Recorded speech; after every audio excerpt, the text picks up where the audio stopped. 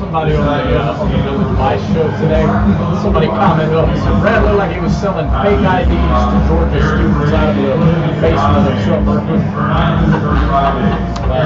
He said that looked so shifty. On October 30th, he got the call for a new heart. And on October 31st, he received a heart transplant at Piedmont Hospital Atlanta. Oh, wow. Eric has no doubt that God gave him the strength of his journey from heart failure to health. And he's doing great now. And his whole reason to think all about this is that heart transplant is one more out of the law. For Eric Thomas,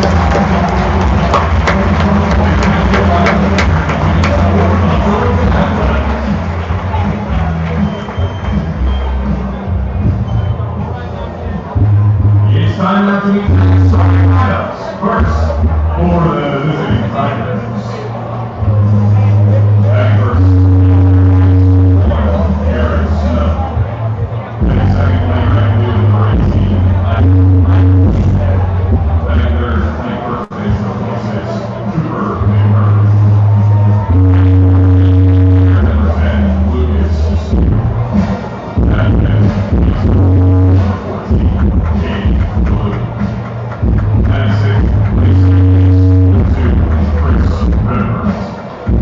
Batting seventh, pitcher number 44, Chase Brady. Batting eighth, Terrell. And batting ninth, playing shortstop, 7, Derek Beatty.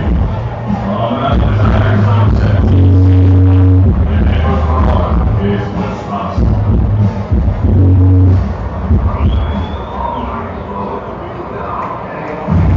And now, let's meet your Georgia Bulldogs.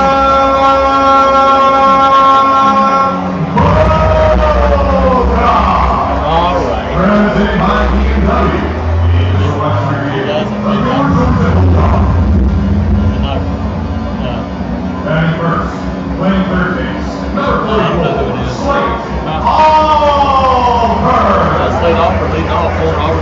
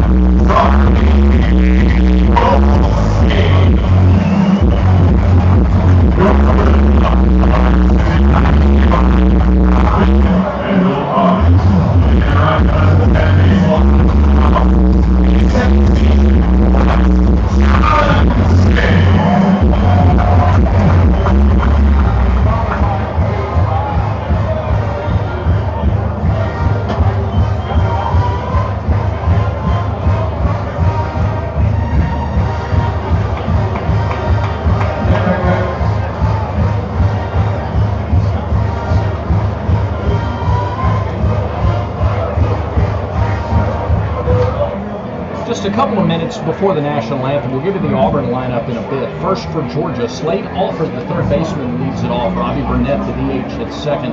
Rylan Zaborowski is the first baseman. He bats third. He's the team leader with 14 homers and 48 driven in. Christian Adams, the second baseman, bats cleanup. Batting fifth, the left fielder Nolan McCartney, hitting sixth. Pitching hits 300. Bats seventh. Daniel Jackson and right field hits eighth. Shortstop rounds out the order. And he's the helm. These Bulldogs 25-2 overall, one of the SEC. It's Alford, Burnett, Zaborowski, Adams, Opie, Jackson, and Branch. We're about to pause here for the national anthem in Athens. When we come back, we'll set the Auburn lineup. Just about ready to get tonight's game underway. It's a top 11 showdown at Fuller Field between the Tigers and Bulldogs. This is our final pregame timeout. Baseball is next. This is the Auburn Sports Network.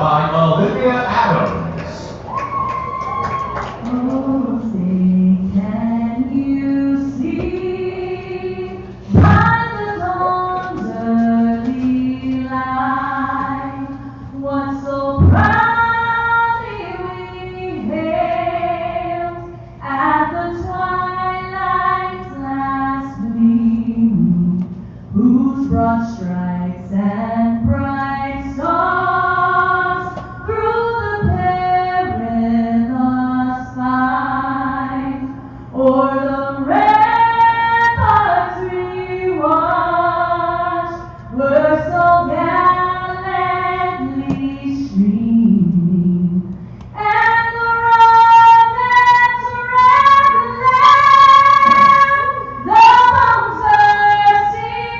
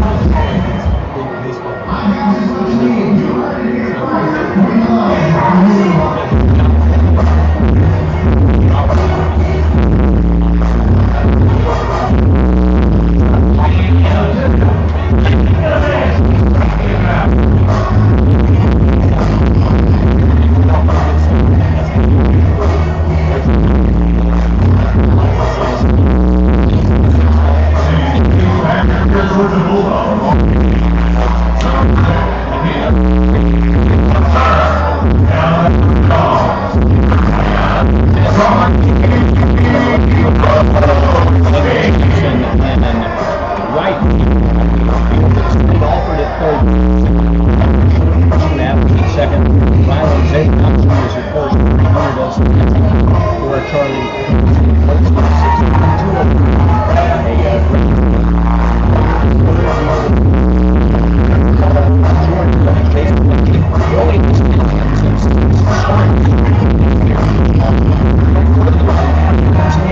Of the starts, 6 hits and 8.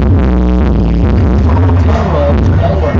He has struck out take one back. Carrying an run average of 9 flat. So, with that in mind, we get ready for those of you watching on YouTube. You understand we're having some audio issues with that.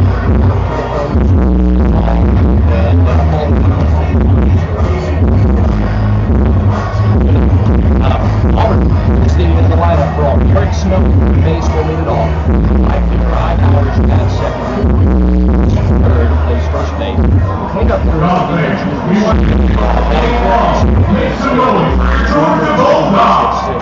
The catcher Chase back starting Buffalo. That's 8. And then batting ninth and playing shoulders, Derek Fabian. Snow, Irish, and McMurray. The first 3 here to get this game started. And of course, the forecasters presented by.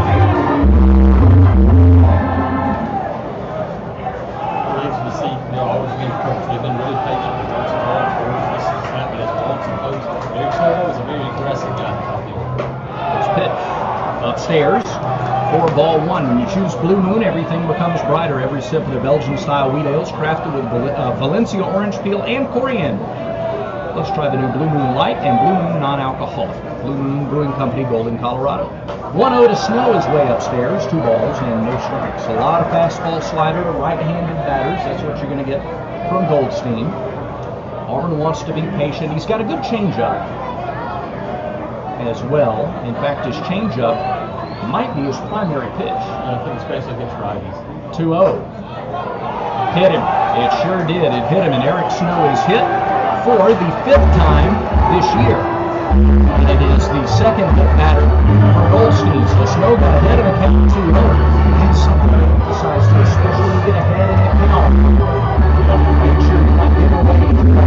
Not like what we saw last weekend from the home team leaning out over the plate, but just don't give up any part of the play. Right. He's 3 fastballs, all misses, hits Snow. We'd be surprised to see him start with a breaking ball right here to see if he can find the strike zone where the ball's moving. Pitch to Irish is through there for a strike, nothing in 1. So Richard Riley's the home plate umpire. Kellen Levy is at first. Our friend Seth Buckminster is at second base, and Damian Beal is at third. Top of the zone there for the breaking ball, and so it's not crossing. Maybe look for some things up in the zone. Everything is done upstairs. Yeah, pitch upstairs, 1 ball, 1 strike to Irish.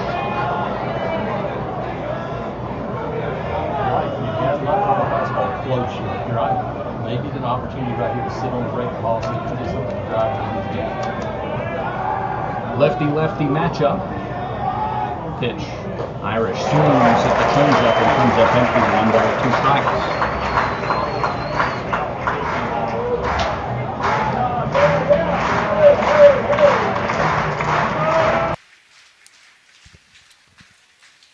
All right, long look in by Goldstein. Now he comes set. Now he comes home, and Irish takes it high for ball 2. 2 balls, 2 strikes. Yeah, still hasn't found the zone on the fastball yet. So 2-2 here. If you're Ike, you can look for that, something off speed here, get it deep, and see if you can hit. Hey, we've seen Ike. See if you can go the other way here and get one through the hole. Runner at first, nobody out. Top of the first, just underway in Athens. Goldstein delivers. 2-2 pitch, lifted in the air to center field. Over to his left is Obi, the center fielder, looking up into the sun, and he runs in behind McCarthy, speeds up at the end, and makes the catch for the first out. So Irish got underneath the 2-2 pitch, and there's the first out of the ball game. It brings Cooper McMurray to the plate. Really interesting there, Brad. Obi, I think he thought he had that ball pegged just a little left of center, and it floated well into left field. There doesn't seem like there's that much wind as we see it, but that ball got blown around a little bit. Yeah, big flag just to the right of center. Not really moving much at all, but we've seen wind just, the ball flies out of this ballpark. First pitch to McMurray. Misses low and outside. 1-0 the count to Cooper. Cooper hitting .362 overall this year. 7 homers. He's driven in 25 runs. He's one of those, power lefties have to salivate when they come into this ballpark. Snow gets his lead from first. Here is the pitch. They throw over instead to first. It's 3:14 down the line and right. That's what it says. You don't think it's 3:14? I don't know that it's 3:14. There's some balls hit and I've been here before, but there's some balls hit in warm-ups that I'm like, yeah, that's just a hard line drive, and it carried into the standing room areas up there. 1-0 pitch. McMurray swings and misses at the changeup. He was early, a ball and a strike. That changeup, the fastball from Goldstein's going to be high 80s, low 90s. The change is going to be 10 miles an hour different, upper 70s to low 80s. A ball and a strike to count.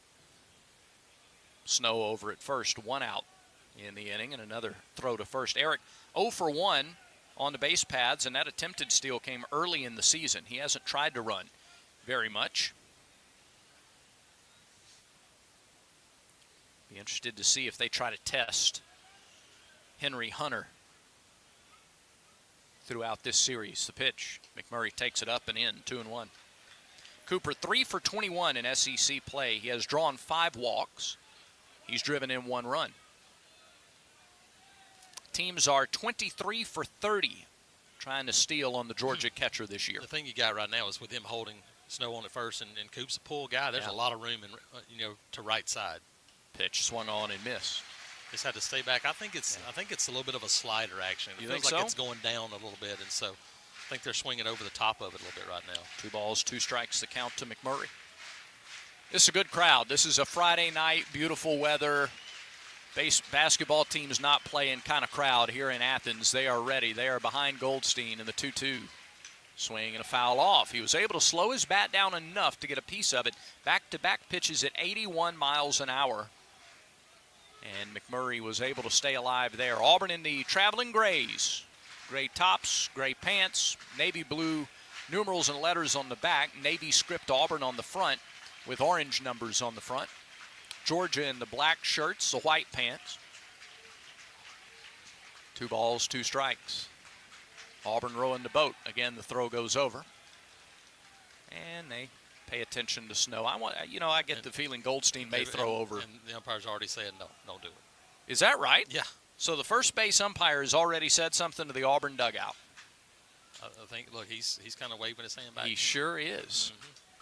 Boy, oh boy. Here is the 2-2 pitch from Goldstein. No, almost hit him up and in. That was a curveball that never broke and nearly hit McMurray high and tight. It did, and so Coop, he hasn't thrown a fastball for a strike yet. Now there maybe he tries to throw it here, but everything he's thrown for a strike is going to break a ball. His or out off speed. I would be looking for the changeup here. That's his out pitch. I think Coop, you just stay back and try to take the middle of the field here. Pitch, nope. Instead, the throw goes over to first. So already the first base umpire, Kellen Levy, has told the Auburn dugout not to do the row the boat. So, yeah, that had to come from somewhere else to be that early. Pitch. Runner goes. Swing and a miss at a change. Down to second goes the throw, and it's dropped by the shortstop. So Snow has a stolen base. McMurray did swing and miss at a change. It was down and away. He was protecting maybe a little bit there with Snow in motion. In any event, it's a strikeout for McMurray. Second out of the inning. Snow with a stolen base, his first of the season, and he's in scoring position with 2 outs for Lucas Steele. Yeah, that's a slow.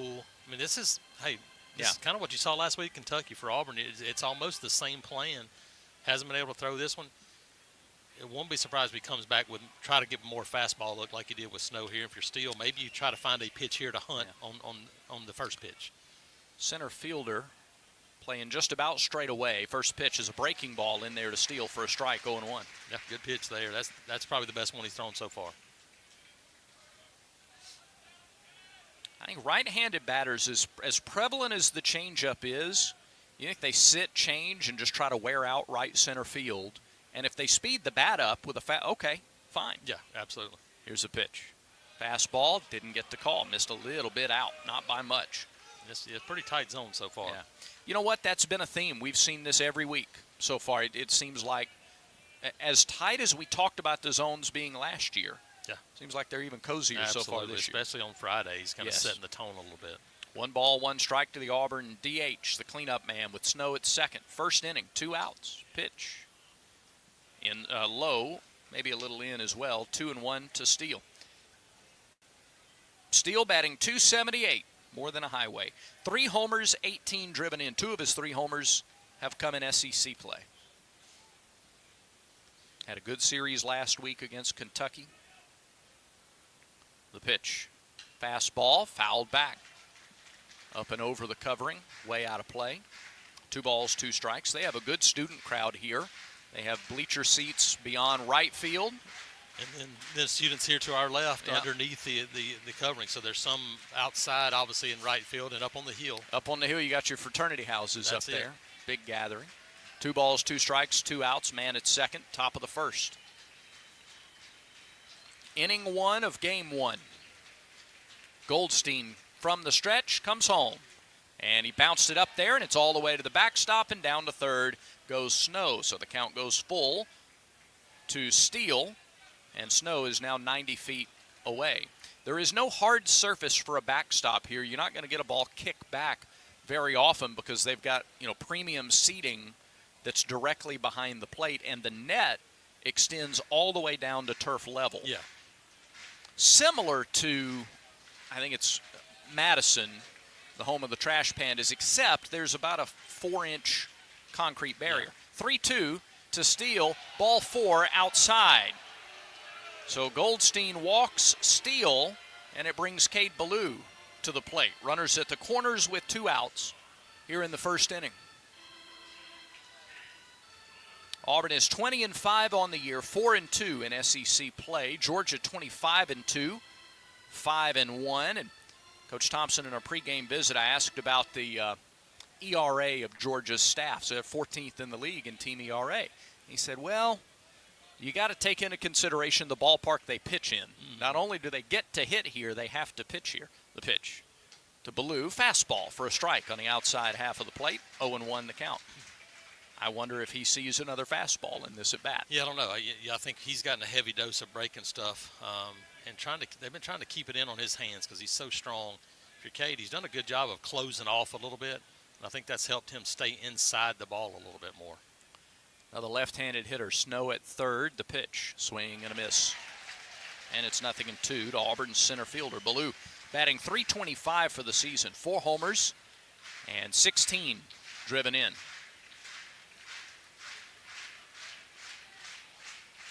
Again, the Georgia fans here try to get behind their left-handed starter.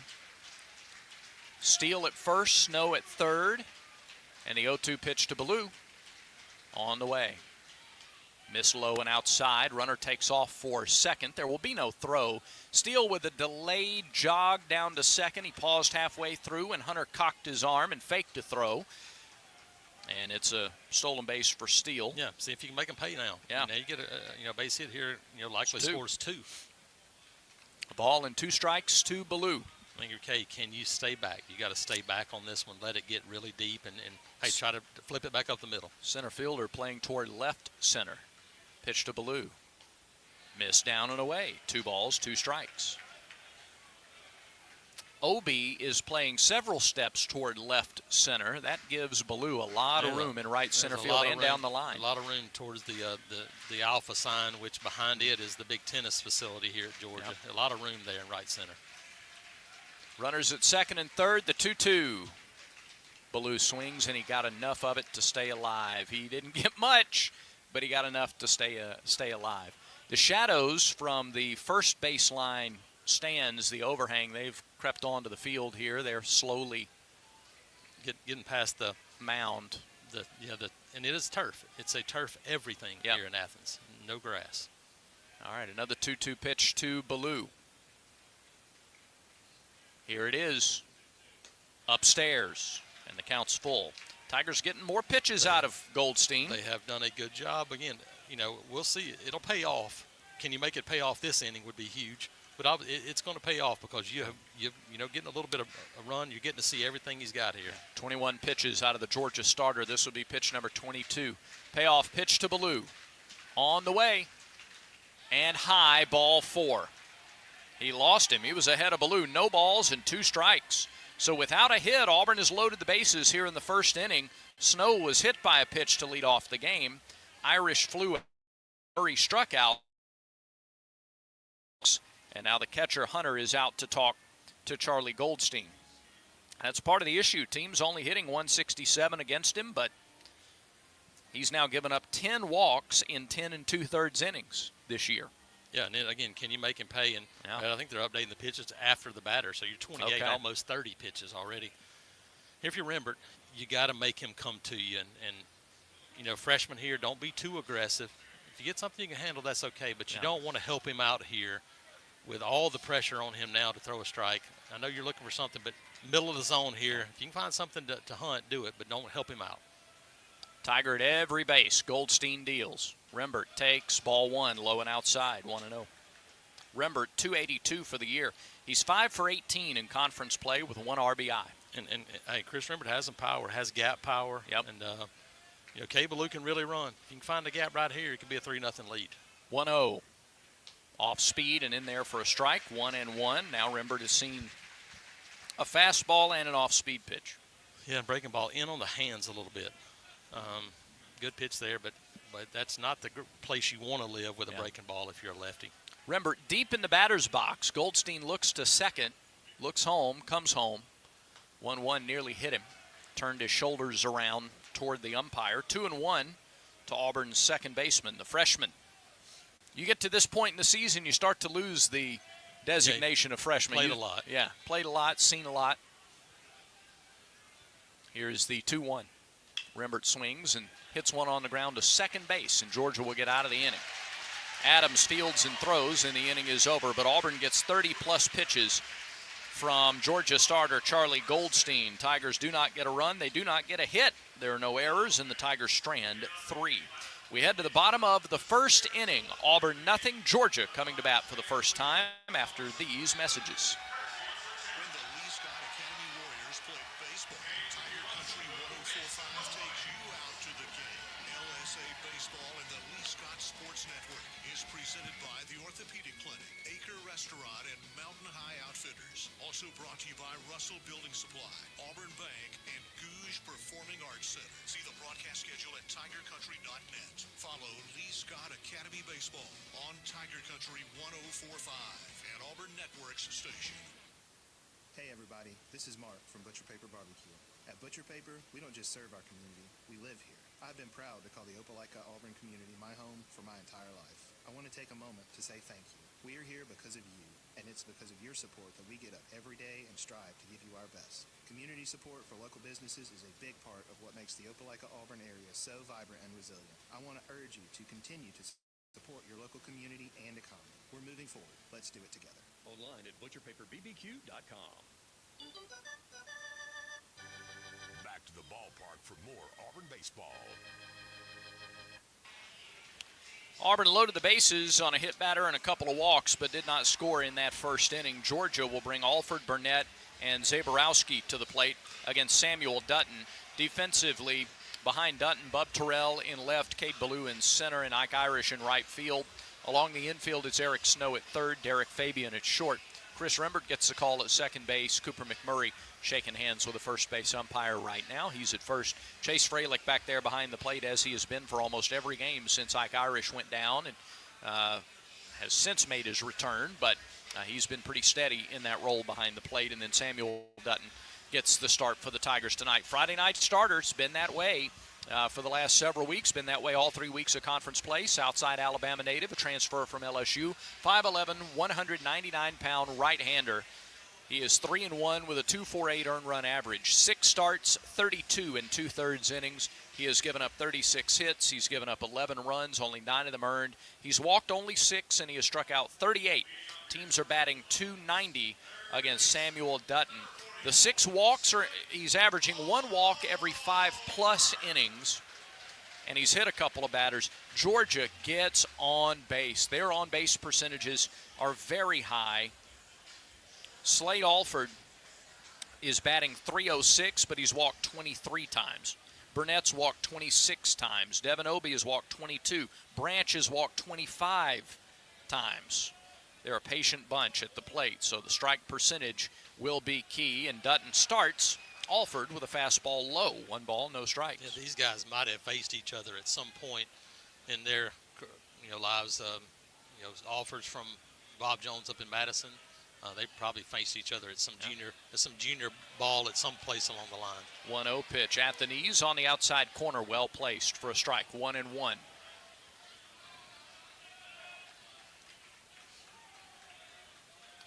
Right side of the infield in the shadows, left side, left and center field in sunlight. Fastball missed inside to Alford, 2-1. Alford, as we said, hitting .306. He's homered 7 times. He's driven in 34 runs. 8 of the 9 all 9 have 3 or more homers. 7 of the 9 have 5 or more home runs. The pitch. Off speed, hit on the ground left side. Fabian makes the backhand stop. Long throw, perfect over to first, and Alford is retired. Ground outs will be Sam Dutton's best friend here tonight. And that's, the key to this whole matchup, Jason, not to make it too simple. You got to throw strikes, but you can't throw it right over the plate. Yeah, can't throw them right down the middle. And right now for Auburn, about is something you can. Wind's blowing in a little bit. Yeah. And so now it's not going to help you in right field a whole lot, but it might help you in left center, even right center some. It might keep the ball in the park right now. So here is left-handed hitting Robbie Burnett. 13 homers, 11 stolen bases, 41 RBIs, and the first pitch, a changeup that missed just a little bit high. 1 ball, no strikes. UNC Asheville transfer that has come in and given him a big-time spark. 26 walks on the year as well. Burnett gets on base, swings and misses at a changeup, and it's 1-1. Burnett with an OBP, a .597. Behind him is Zaborowski with a .588 on base percentage. Ridiculous at this time of the season. Dutton holds the glove up in front of him, goes into the short wind and delivers. Fastball, strike at the knees, 1-2. I think they'll be choosy, especially with Burnett and Zaborowski, about when to throw the fastball. Yeah, I think the slow curve, backdoor variety right here, if you can locate that pitch, that's going to be. That's the plan, the 1-2. Breaking ball swung on and missed. He was way out in front, and that is strike 3. So Dutton carved up Burnett there beautifully. For Burnett, it's his 16th strikeout of the season. It's K number 39 for Samuel Dutton. 2 away. That's pretty nifty pitching there by Dutton. Really Sequenced good. him well. And if you can locate that pitch, then you can keep people really off balance. Yeah. We've seen Dutton be able to do that here, especially the last couple of weeks. Now here's Zaborowski. This is a big dude, okay? We'll tell you how big after the first pitch. Defensive end big. Yes. Dutton delivers. First pitch, missed low, 1 ball, no strikes. 6'5", 250 pounds out of Gilbert, Arizona. And a transfer from Miami of Ohio. Grad transfer. So he's got experience, he's got maturity. He's got 14 homers and 48 RBIs. Dutton's 1-0 pitch is on the way. And it's low and outside, 2-0. I'm not so. Where's the pitch clock? There it is. I did the same thing. I was I was looking for it and couldn't find it. It was hidden right on the wall. In plain sight. In front of the Masters looking video and photo well. 2-0 pitch. That is a cool called strike. Hey, he's 6'5", 250. Well, that's the key. Yeah, if he's 6'2", that's not a strike. Yeah, on Eric Snow, not a strike. Right. On this guy, that's a strike. That's a strike. A high strike, and on the outside corner. Yeah, it doesn't matter where the catcher catches it, where it crosses his body. Can you imagine if this guy stood at the tip of the batter's box there? Pitch is fouled away, and now it's 2-2. Like if he stood right up on the plate, it'd be tough. He could swing and cover the left-handed batter's box. He's one of those guys that reminds me a little bit of Caglione at Florida a couple of years ago. Yeah. Looks like he's swinging a toothbrush. It does.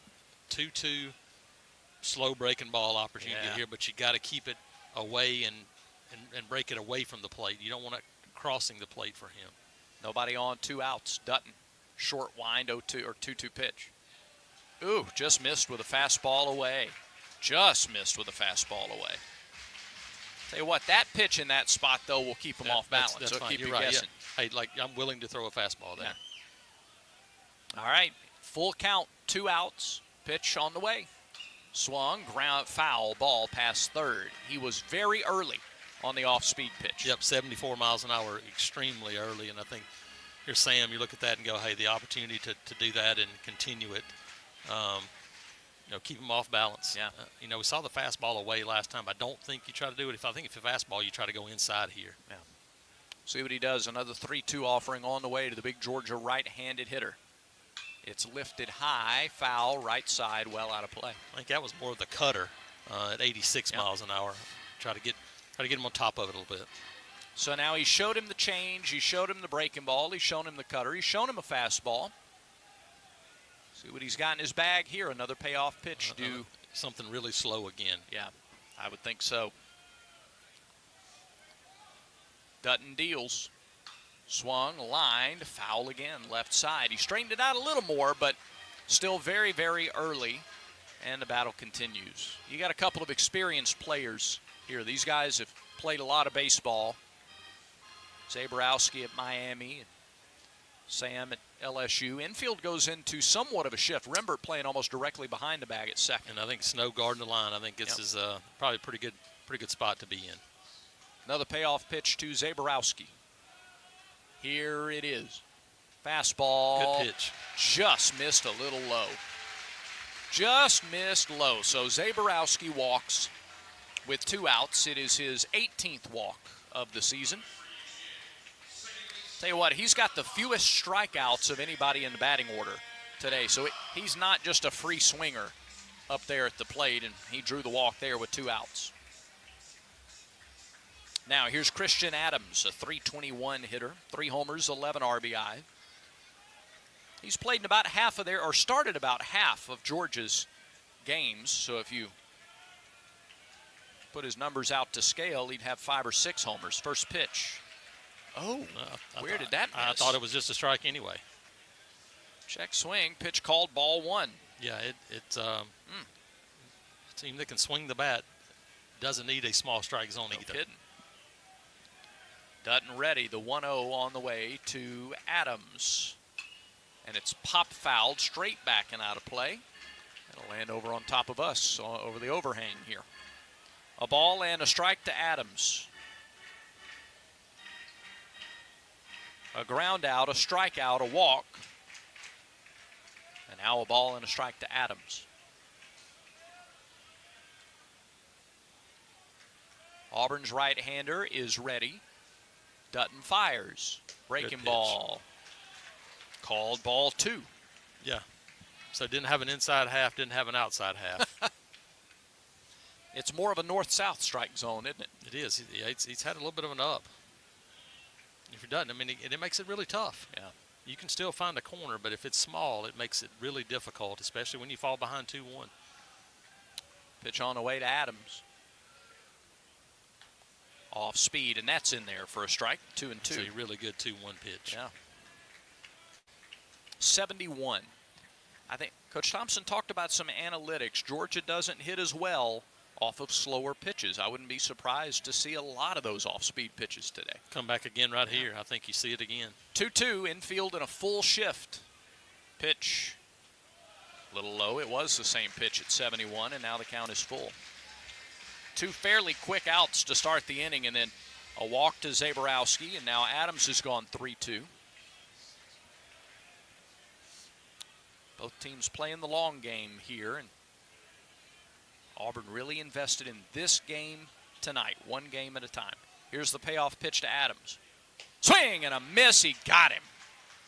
Like a cutter there, 84. Yeah. Outside corner, really good pitch. Adams down on strikes. Dutton strikes out 2 and strands Zaborowski after a 2-out walk at first base. No runs, no hits, no errors. 1 left for Georgia.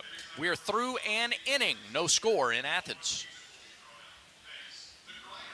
The Gage Performing Arts Center at Auburn University is Alabama's premier destination for the arts, bringing you the very best best of Broadway, dance, music, and more. Learn more about upcoming performances and see the Everybody watching on YouTube, thanks for hanging with us during the audio difficulties there.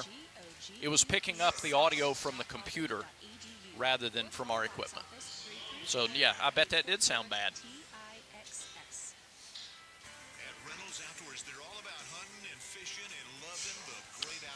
And I hate that we can't have courtside with Andy and Coach Dickey, too, Pat. That would be great tonight.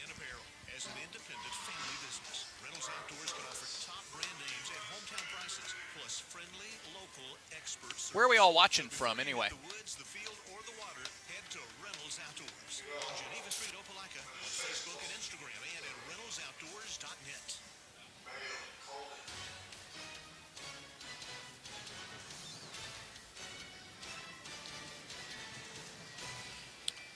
No scores. We go to the second inning. Second inning brought to you by Southern Union.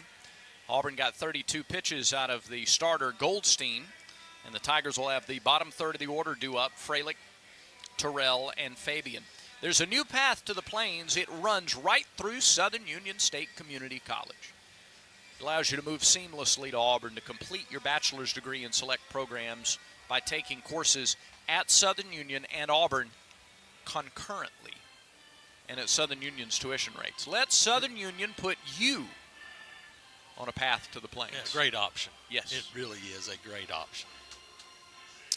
Freilich to lead it off. 7 for 21 in SEC play. He's driven in 4 runs in the league. For the year, batting .371. He's Auburn's top hitter overall. And outside of Ike Irish and his 7 for 14 start to league play, he's been Auburn's best hitter in conference games. Lefty-lefty matchup to start the second inning, and the first pitch misses low for ball 1. Early on, Brad, we've been used with Vandy, Kentucky, seeing teams really analytically shift. So far, Georgia's playing pretty straight up. They haven't done a whole lot of that. Freilich is a guy that could hit the other way against the shift fairly easily, so he's got the whole field to work with and takes a ball up and away, 2-0. Yeah, it's pretty tight. Now, Georgia fans are going to grumble and groan about the strike zone a little bit. I think both coaches are going to be like, hey, it's pretty tight out here tonight. In this ballpark, you ought to automatically expand the strike zone just to level it out a little bit. Pitch off speed, that's in there for a strike, 2-1.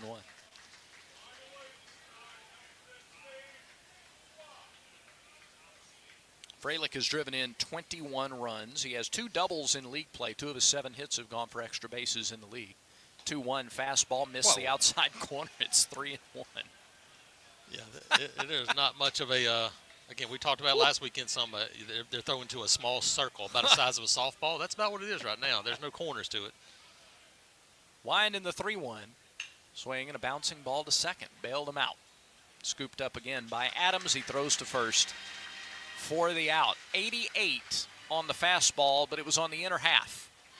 And he kind of hit it just above the fist. Still pulled it, but second baseman able to make the play. 1 away for Bub Terrell. It was a 5-pitch at bat, though. You're up to 37 pitches against the starter. Yeah, for Bub, we've seen Bub do such a good job of going the other way. Now, they're playing him maybe a hair to hit, but there's a ton of room down the right field line. He can pull the ball. First pitch straight through there for a strike. He threw him a changeup, 0-1. Terrell batting .282, 3 homers, 15 driven in. He's 6 for 23 in SEC play. Swing and a miss. Had a breaking ball down and away, and quickly 0-2. Yeah, if you're Bub, you're going to have to now. We've seen him choke up, protect, go the other way, and almost look like Tony Gwynn at times, and this is the time to do that. He has choked up a great deal, and he swings and misses, and another one down and away. So Terrell down on 3 pitches, and very quickly 2 are out in the top of the second. Brings Derek Fabian to the plate. That's what we talked about, though. Yep. Bub swings at 2 balls outside the zone, and those are things you can't. They haven't done much to this point, but you can help him out because then he has that breaking ball that can make you pay, but you got to make it be in the strike zone. Right. Here's Derek Fabian. He's hanging on at 301 for the season. 4 homers, 25 RBIs. 25 RBIs, still tied for the team lead. He takes a first pitch fastball for a strike at the upper part of the zone. Yeah, that pitch has been a strike. Yeah. That upper, above the belt, almost fastball. About half a dozen pitches have looked better than that Correct. from up here. Yeah. Pitch to Fabian, sliced foul up and over the overhang, and now it's 0-2. And Goldstein is just blazing strikes in there after the ground out. You got a guy now that has settled in a little bit. He's found the change and the fastball. He didn't have the fastball early, and so Auburn was able to lay off of it. Now he's finding the feel for those pitches, and he looks different. 0-2. Swing and a line into right center field. Long run center fielder. It's down. Fabian knocks a 2-out, 2-strike single to shallow right center. And Auburn has its first hit of the game. A 2-out single. It'll turn the lineup over for Eric Snow. Little more than a bloop, but a soft fly ball to shallow right center. But again, a good job there. 2 strikes, fight it off. Just try to get something the other way, and he didn't try to do too much with it. No. Snow was hit by a pitch last inning. Throw to first, not a bad idea against Fabian, who is 7 for 7 on the base path. Especially with top of the lineup up, 2 outs, take a shot, try to get into scoring position right here. Yeah, not a bad time to run. Auburn has already stolen a couple of bases tonight as well. Pitch to Snow, fastball, strike, 0-1.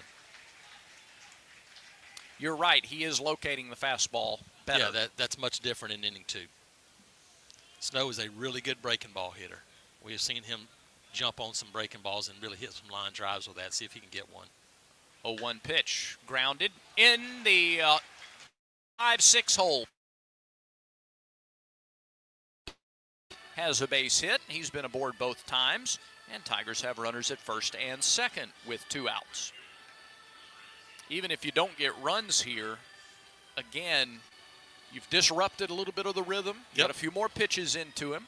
And the guy you want at the plate is question. The guy you have at the plate right now, Ike Irish. And he saw the slow breaker first couple innings. And that was the pitch that did him some damage. Let's see if he can stay back on it and got under it the first time. Irish 11 for 20 since coming back from his injury. Runners lead from first and second. And there's a line drive into left field, but it hangs up. Hangs up, and McCarthy, the left fielder, looking back into the sun, was able to come on and make the catch. And so Irish is retired for the 3rd out. No runs, 2 hits, no errors, 2 more left on base. Tigers have stranded 5. That means they are getting guys on base. No score as we head to the bottom of the 2nd inning in Athens. Hip pain is not to be taken lightly.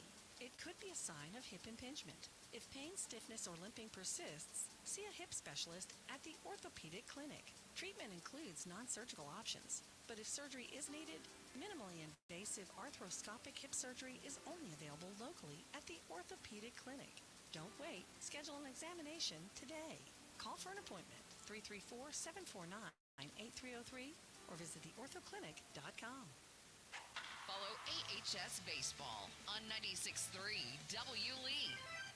Presented by the Orthopedic Clinic, Mountain High Outfitters, Russell Building Supply, and Southern Union. Also brought to you by Auburn Bank, Franklin Tire and Auto, and Gooch Performing Arts Center. See the broadcast schedule at 963WLEE.com. Auburn High School Baseball on 96.3 W. Lee, an Auburn Network station.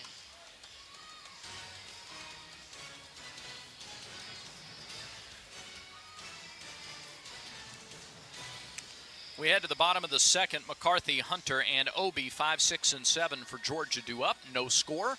Brad Law, Jason Caldwell with you. Carson Meyer is in our ESPN 106.7 studios. If you're just tuning in and weren't aware of the game time, you're expecting to hear the drive with Bill Cameron and Dan Peck. It's Auburn baseball tonight instead. You go on with those guys. I do. I'm week, on Wednesdays. Yep, Wednesdays from 4 to 5, and so I do that. I've been on with Bill and when it was still Bill and Andy. That's right. A long time ago, yes.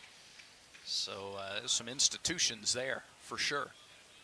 Boy, McCarthy, he got right up on the plate. I wonder if the home plate umpire had to tell him to back away.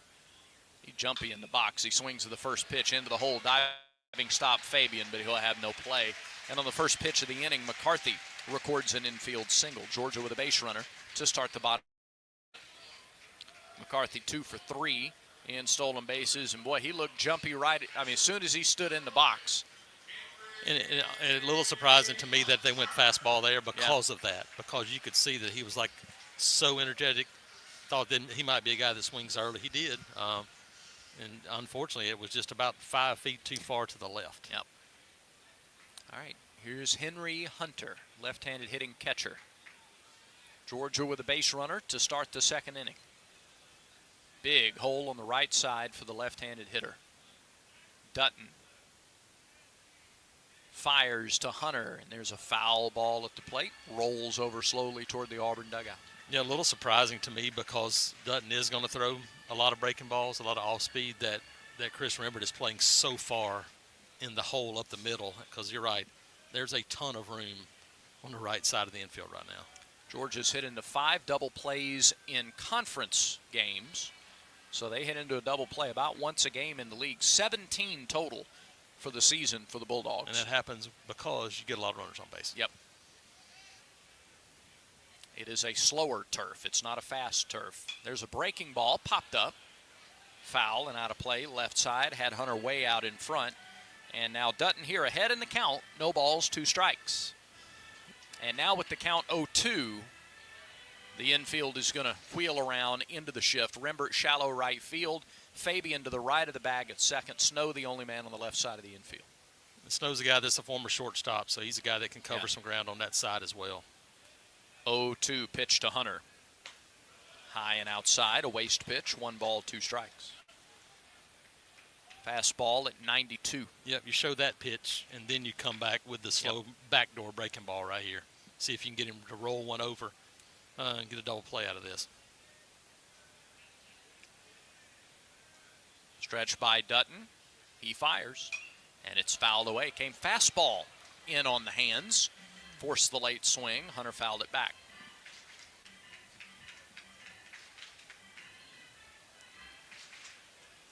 Georgia won 2 of 3 here 2 weeks ago against Kentucky. They dropped the middle game and then went to Gainesville and just thumped the Gators. 1-2 pitch.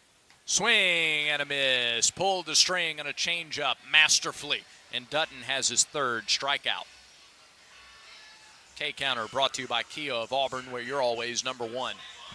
That at bat is exactly what Auburn wants to do against these Georgia hitters. 100%. You want them to be, I mean, they are aggressive, but you want to take that aggressiveness, making them have to stay back on it as much as possible. So here's Obi, the center fielder, throw to first, no tag applied. McCarthy sliding back. Big center fielder, built more like a running back.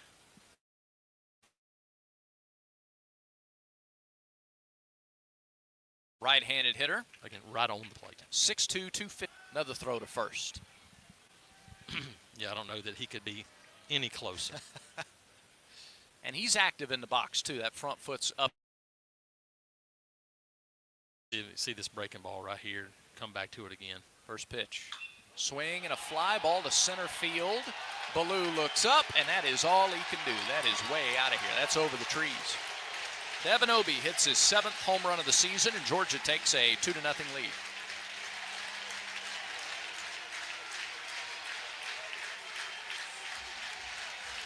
A leadoff single for McCarthy, an infield single. And then Obi drove it out to left center. Georgia averages about 3 home runs a game. That's their first tonight. 7th home run, RBIs 24 and 25 for Obi. And here's Daniel Jackson with 1 out. Jackson with a half a dozen homers, and he's only started 14 games for Georgia. He's got some mega power, too, and the first pitch to him is a breaking ball up and in. Calm down. It was just a breaking ball that didn't break. Correct. A ball and nothing to count. And I do think that you saw it, that was more of a fastball cutter look. I think the slower the better is going to be the answer, because that ball was crushed. Jackson playing right field. He also catches for Georgia. He takes a strike. Off speed pitch, 1-1 to count.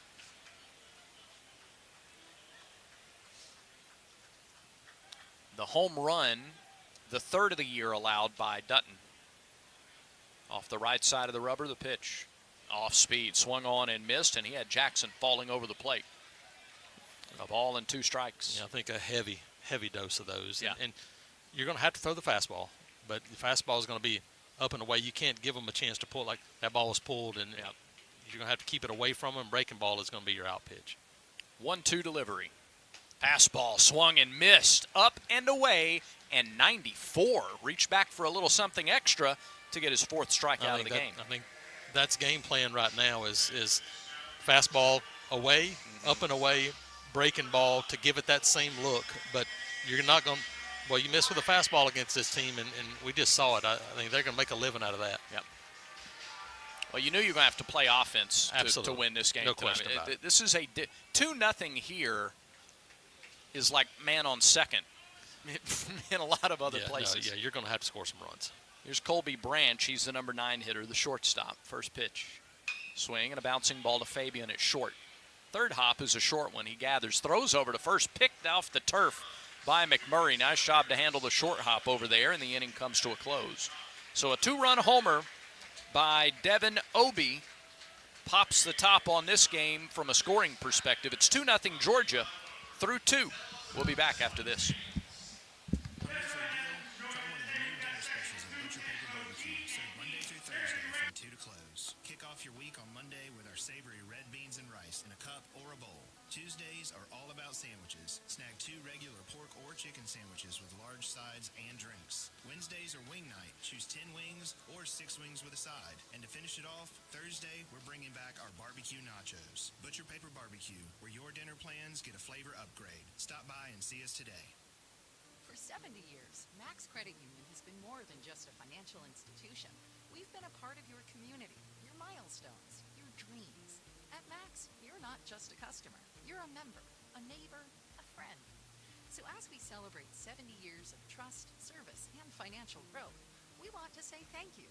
Thank you for choosing Max, and thank you for letting us be a part of your journey. Max Credit Union, 70 years strong and just getting started. Back to the ballpark for more Auburn baseball. Great to have you with us tonight. Through 2 innings, Georgia leads 2-0. Tigers have stranded 5 through the first 2 innings. And so the difference is Georgia has gotten 1 big swing of the bat to this point. Auburn is looking for its first big swing of the bat. Hits are even at 2 apiece. And we get set for the 3rd inning. Tigers will have McMurray, Steele, and Ballou up there against Charlie Goldstein. On the Yellowwood scoreboard, last night, 2 games in the league. LSU beat Mississippi State 8-6 in Baton Rouge, and Ole Miss won its series opener over Florida 7-5. Gators now 0-7 in SEC play. When's the last time Florida started 0-7 in league play? Didn't they have maybe a couple of years ago they had a slow That's start? a good point. And I don't remember what they were even last year. Hasn't happened often. Here's the pitch. McMurray swings at the changeup, fouls it off to the right. 0-1. Cooper a strikeout victim back in the first inning. Tonight, a couple of games that are underway, including in Oxford. Pitch. McMurray takes a strike on the outside corner very quickly, 0-2 to the Auburn first baseman. Florida trying to bounce back tonight in Oxford, leading Ole Miss 9-5. They're in the 8th inning there. Yeah, finishing up today to try to get ahead of the weather. Pitch. Swing and a miss. He waited on the changeup, but it was up and in, and McMurray's down on strikes for a second time today. 1 away in the 3rd inning. 2 1/3 now for Goldstein. He has 3 strikeouts. He has given up 2 hits. He's walked 2. He's hit a batter. Oklahoma and Alabama underway in Tuscaloosa. Kentucky and Texas A&M underway at College Station. I wonder if Ole Miss might have wanted to finish that game before their Sweet 16 game. Here's the pitch. Fly down the line in left, down, extra bases, headed for 2. Lucas Steele. First pitch swinging, Steele with a rope into the left field corner. It's a double for Steele. Auburn's first extra base hit of the game, Steele's 4th double of the season. He's really seeing the ball well right now. Yes, good swing is. there, and I'm not trying to do too much again, but he's got some power, and he drove that ball into the corner. Now, K. Ballou, see if you can string some hits together right here and get. I mean, it's 2-0. You got a ton of time left in this game, but it'd be nice to answer back. We've seen this team, either respond or hold. It's response time right now. Ballou walked after falling behind in the count back in the first inning. First pitch way upstairs, 1-0. Yeah, I'm saying if there's anybody that be watching for to get hit by a pitch right now, it would be Cade Ballou. You're not kidding. Well, me. first base is open. Yeah. One out. He's a dangerous guy, so you might try to come inside and not let him get a pitch he can drive. Been hit 14 times this year. He swings and fouls the off-speed pitch back. One. Still to come tonight, Tennessee is at South Carolina. Texas is at Missouri. You're right about the weather. They're playing 2 tonight in Oxford. Yes, yeah, it's that a was the doubleheader. second. Yep. Yeah, okay. Because they started last night. That's right. Arkansas at Vandy is also coming up later tonight. They'll open that series in Nashville. 1-1 to Ballou. Off speed, he watched it hit the dirt or the turf and bounce up there. 2-1 the count. Yeah, I think they're having some discussions too. Mississippi State LSU played last night. Yeah. Trying to figure what they're going to do with some potential weather as well in Rouge. We're talking about it here too.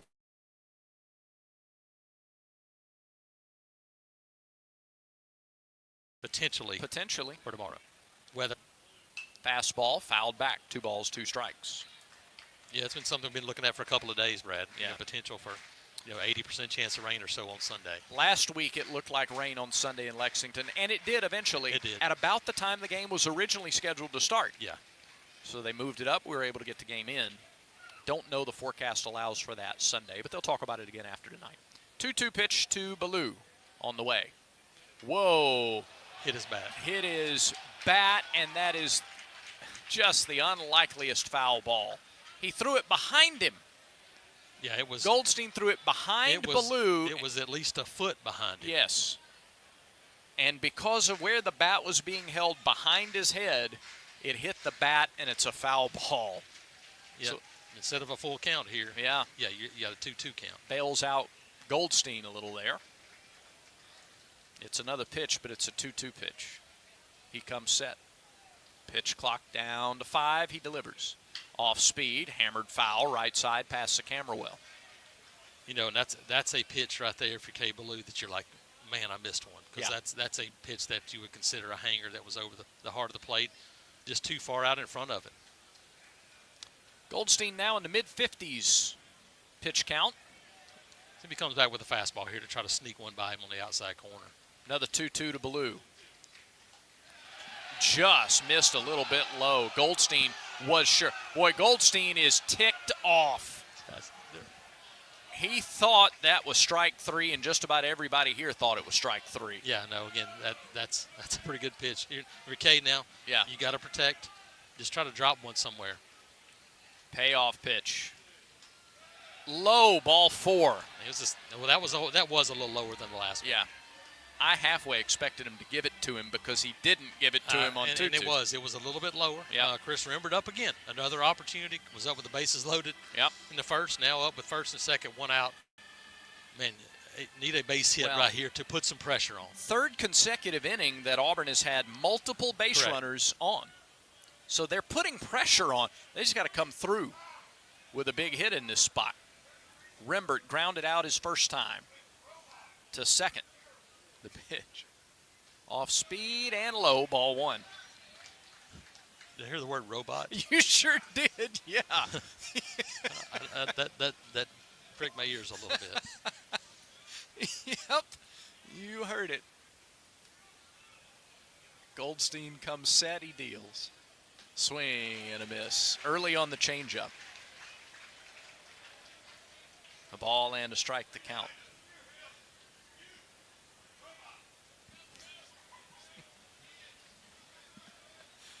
Tigers at first and second, 1 out, top of the 3rd inning.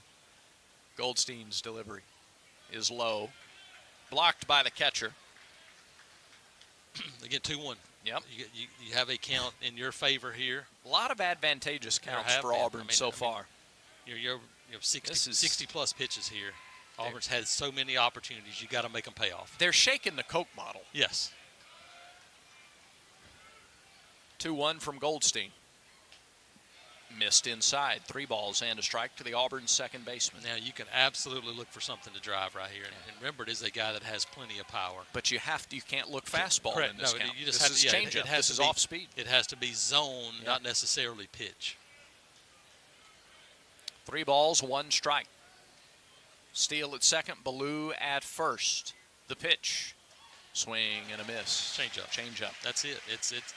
He's going to pitch backwards a little bit. And so if you remember, you have to just problem is you can't try to get too far ahead of yourself. When I'm going to drive this pitch to the opposite field, to pull side, you still have to stay back. He's deep in the batter's box. 3-2. Nope. Inside, ball 4. And the bases are loaded. That's the 4th walk for Goldstein. And a hit batter. Yeah, in the game. So down to third goes Steele, to second Ballou, Rembert at first, and Chase Freilich, who you feel good about the way he handles the bat, coming to the plate with the bases loaded again. Hunter is out to talk with his pitcher. You're up to 63 pitches now for Goldstein. Can't see their bullpen. Yeah. I'm sure there's somebody going to be moving around, I would imagine. There would have to be. Anyway, Goldstein, again, hasn't gone more than 3 innings in a start this year. This is it. Yeah, and you're at 63 pitches. Yeah. And if you're Chase Freilich here, don't help him out. Yeah. And if you're Auburn, you just got to find a way to get something across here. Jason, I wonder if one of the adjustments Auburn makes, depending on how much longer they see Goldstein, right-handed batters, does it benefit them at all to scoot up in the box Maybe a little bit? because of the change. Yeah. Not necessarily closer to the plate, but closer to the pitcher. All right, we'll watch it. Here's Freilich. Henry Hunter back into his crouch behind the plate.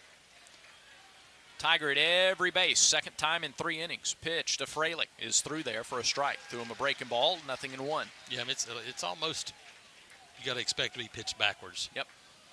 Fastball counts his breaking ball, and he might come back with a fastball right here in an 0-1. You would think it would be a breaking ball count. Freilich grounded out to second his first time. That was to lead off the second inning. And he gets a called strike on the outside corner, 0-2. So after the mound visit by Hunter, Goldstein has responded with 2 strikes. Now Freilich. At a minimum, you got to get something to the outfield here. Yeah. Ground ball to the right side would get a run home even. 0-2. Swing and a miss. Freilich is down on strikes for the second out of the inning, and here comes Bub Terrell. He struck out on 3 pitches in the second inning. And the freshman lefties have really struggled with that slow breaking ball. Yep. If you're Bub, you know what's coming. You might as well not look for anything else. And if he throws you a fastball, just adjust to it. But you've got to be sitting solely on that slow off speed right now. All 4 strikeouts to left-handed batters. Terrell swings and fouls it off to the right, 0-1. Again, you knew it was coming. It's 80, and you're still so early that the ball was fouled off into your own dugout. You just have to wait because you're still way too early. Terrell has seen 4 pitches tonight. They've all been strikes. Goldstein trying to pitch from a position of leverage with 2 outs, but the Tigers have the bases loaded. The 0-1. Swing and a pop-up on the infield. Second baseman Adams comes in the shadows. He makes the catch, and the inning is over. Auburn loads the bases with 1 out. They do it on 1 hit. Tigers do not score. No errors. Tigers leave them loaded. That's now 8 stranded in the first 3 innings. And again, as frustrating as it is not to score in that spot, you're going to have opportunities to score against this team. Yeah, but you got to come through at some point. But the problem is you can't let it frustrate you. Right. That's the thing now. Yep. 3 innings, you can't let it frustrate you and start to press. Correct. Yep. You got to keep the long-term vision in mind. Third inning of tonight's game is brought to you by the Vance Law Firm, where the phone number is easy to remember. They say dial 3 for me. 334-333-3333. 2-0. Georgia leads it. Bottom of the 3rd inning is coming up next.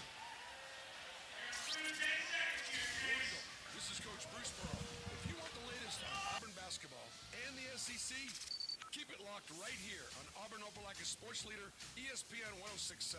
The only place you can get 7 straight hours of local sports talk, starting with the Max Roundtable at 11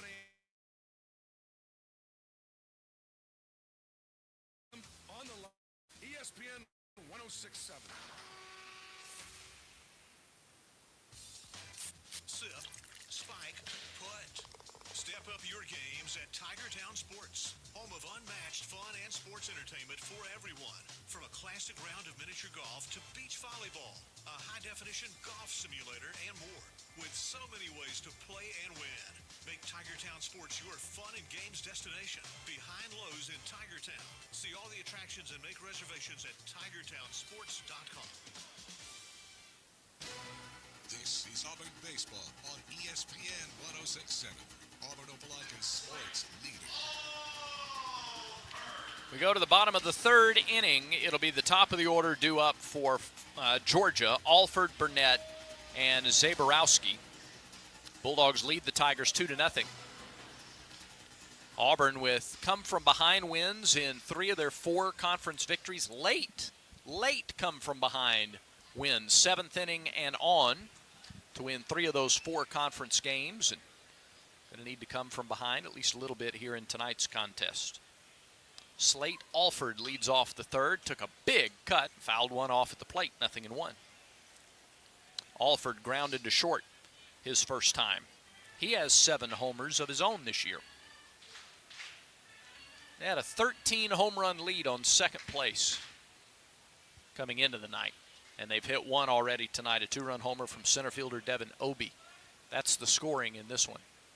Alford very deep in the batter's box, feet shoulder width apart. Dutton's 0-1 pitch, floats in there for a strike. Beautiful off-speed pitch, and it's 0-2. Dutton at 37 pitches as he works here in the bottom of the third. He delivers and bounced it up there, a ball and 2 strikes. Game 2 of the series scheduled for 3 o'clock Central Time tomorrow.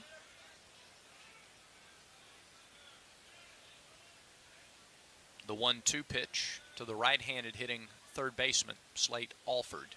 Here it is. Popped foul back, out of play. Tried to sneak that fastball in at 92, and Alford fouled it out. He takes a trip outside the batter's box, pats himself on the chest, and stands back in.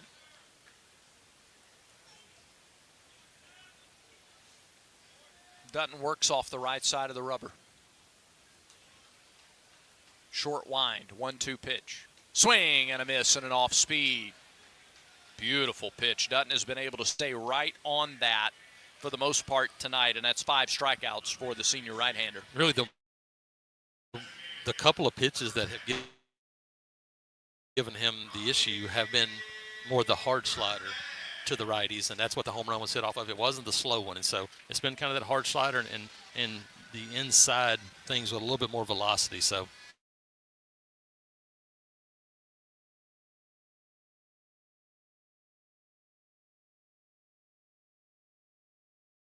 him so effectively. First pitch, fastball, fly to left. Terrell running over near the line. He's got room near the line in left for the out. And that time, Jason, I think that's exactly what happened. Burnett was looking slow, started the swing late, didn't have as much behind it, hit it the other way, and Terrell was able to go get it. Tail down in the corner, got a lot of. That shows you how strong these guys are, though, because that ball was hit the other way, almost in the corner, 340 feet. Now Rylan Zaborowski. He's hitting a homer about every other game. Felt like every other at bat there for a second. It sure did. First pitch to him. Low with a off-speed pitch, 1-0. Walked the first time, but it wasn't because Dutton really pitched around him. He had a couple of really good swings on that slow breaking ball and took a close 3-2 pitch. Dutton looks home. Long look in. Pitch clock down to 2, down to 1, and he starts his motion. And the pitch missed low. 2 balls, no strikes. He had started his motion as the clock went down to 0. You don't have to have the ball out of your hand at 0. But the Georgia fans were sure watching the clock. Dutton ready again, and the 2-0 delivery. Fastball fouled away right side. Zaborowski was late on the swing. He turns around, looks into the dugout, and nods. This is one of their biggest crowds of the year, has to be. It's not an empty seat. Yeah, it has grown as the first pitch came. Perfect night for baseball, though. You got Auburn in town. That's going to do it, too. 2 balls and a strike to Zaborowski. Dutton, another long look in. And now time called. Freilich calls time and goes to get on the same. He and Dutton need to get on the same page. And so freshman catcher and senior pitcher go have a chat on the mound. And we remind you that Auburn basketball is coming your way tonight, starting at 8 o'clock. If you're listening to us on ESPN 106.7, you'll just flip over to Wings 94.3 to catch Andy Burcham, Randall Dickey, Jacob Hillman with a coverage of the Sweet 16 against Michigan. Going to be a big night at State Farm Arena. 2 balls, no strikes, or 2 balls and a strike, rather, to Zaborowski. And the pitch. Fastball, strike at the knees, and a beauty. Really good pitch there. Handcuffed him a little bit. Yeah. Inside corner right at the knees. Not much he could do with that. Tough to get down and turned at 6'5", 250. 2-2. Down and away. Counts full. Here's where you have to be careful, because I know it kind of feels like you're going to come back to that fastball on the hands a little bit, but you got to get it in there. Yep. Zaborowski backs up just a little more from the plate. And now another payoff pitch due the big first baseman for Georgia. Here it is. And it's way outside, ball 4. So Zaborowski walks for the second time. Georgia has 4 of the top 10 players in the SEC in drawing walks. And now here's Everett Tieford. I do think there's, like, Dutton normally is a guy that works pretty fast. Yeah. And it has been a much slower deal for him. It feels like he hasn't gotten into a rhythm yet. And I think that's wonderful that, hey, go pitch and trust yourself. And there's a lot of shaking off going on right now. Yeah. So the entire infield is together. Everett Tieford, second-year pitching coach, out there to talk to his battery, and mostly Dutton. Nobody throwing right now. I thought it was something interesting Coach Thompson told the pitchers today. He talked about aiming for the pin. And so he said, now what that might do is it might shorten an outing because you're expending a little more energy. Yeah. And so, I mean, there's nobody throwing. We're not talking about making a change right now, but as you get into a pitch count that's approaching 50 and as it gets closer to 60 or 70, you know, how much is Dutton leaving out there? Correct. Against this Georgia offense. Here's Adams, who stands in, the cleanup hitter, second baseman. 0 for 1 with a strikeout. First pitch, off speed, strike 1. Runner at first, 2 outs. Bottom of the 3rd inning, 2-0 Georgia. Throw to first, no tag. Zaborowski is back. He doesn't have a stolen base attempt. It's feast or famine. Burnett's got 11. Obi has 7. Jackson and Branch have 6 apiece. They have 4 guys who haven't attempted a stolen base. And there's a slow bouncer, tough play. Fabian Fields throws to first in time for the out. Fabian cut across the bag and in front of Rembert on a little tapper off the end of the bat, a slow bouncing ball. And I think he had to make that play for it to be made. And he did, and so it's a 6-3 put out, and the inning is over. No runs, no hits, no errors. 1 left. We have played 3 in Athens. Tigers have had men on base. It's time to get some of them home. 2-0 Georgia on top, and a new pitcher coming in for the Bulldogs. We'll give you the details when we come back to Foley Field. For 70 years, Max Credit Union has been more than just a financial institution. We've been a part of your community, your milestones, your dreams. At Max, you're not just a customer. You're a member, a neighbor, a friend. So as we celebrate 70 years of trust, service, and financial growth, we want to say thank you. Thank you for choosing Max, and thank you for letting us be a part of your journey. Max Credit Union, 70 years strong and just getting started. Federally insured by NCUA. With spring coming on, it's hit the road season now at RV Roadway.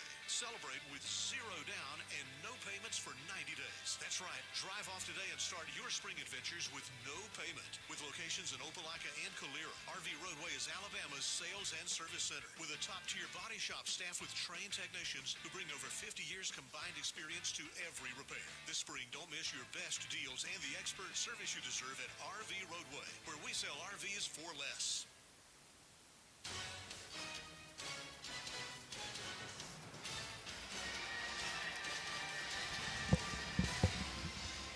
Georgia's gone to one of its best bullpen arms in Colton Smith. He's the first reliever of the day. A Pepper Tree pitching change for the Bulldogs. Number 16, Smith, 6'3", 208.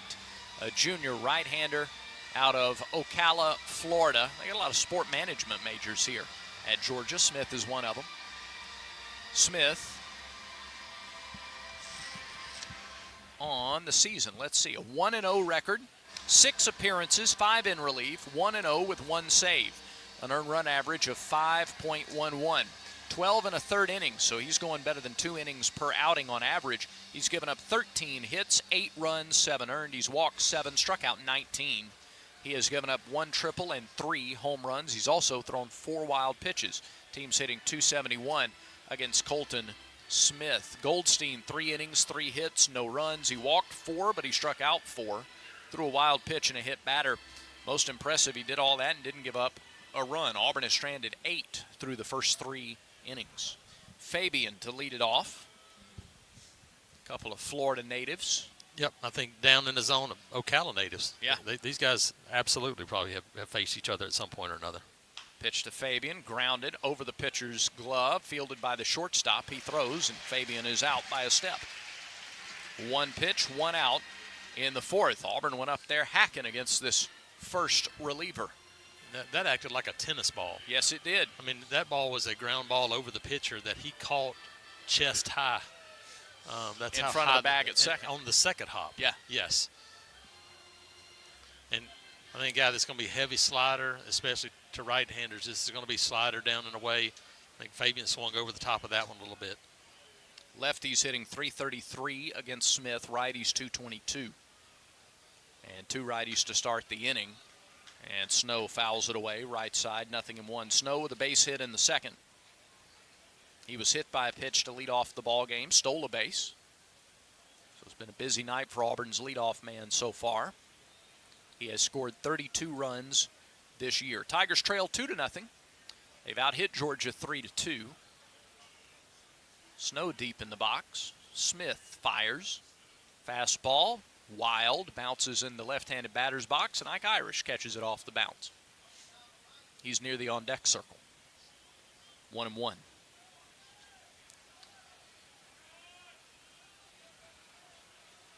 Smith comes set. Short wind-up. He deals. And misses. Somewhere. 2-1.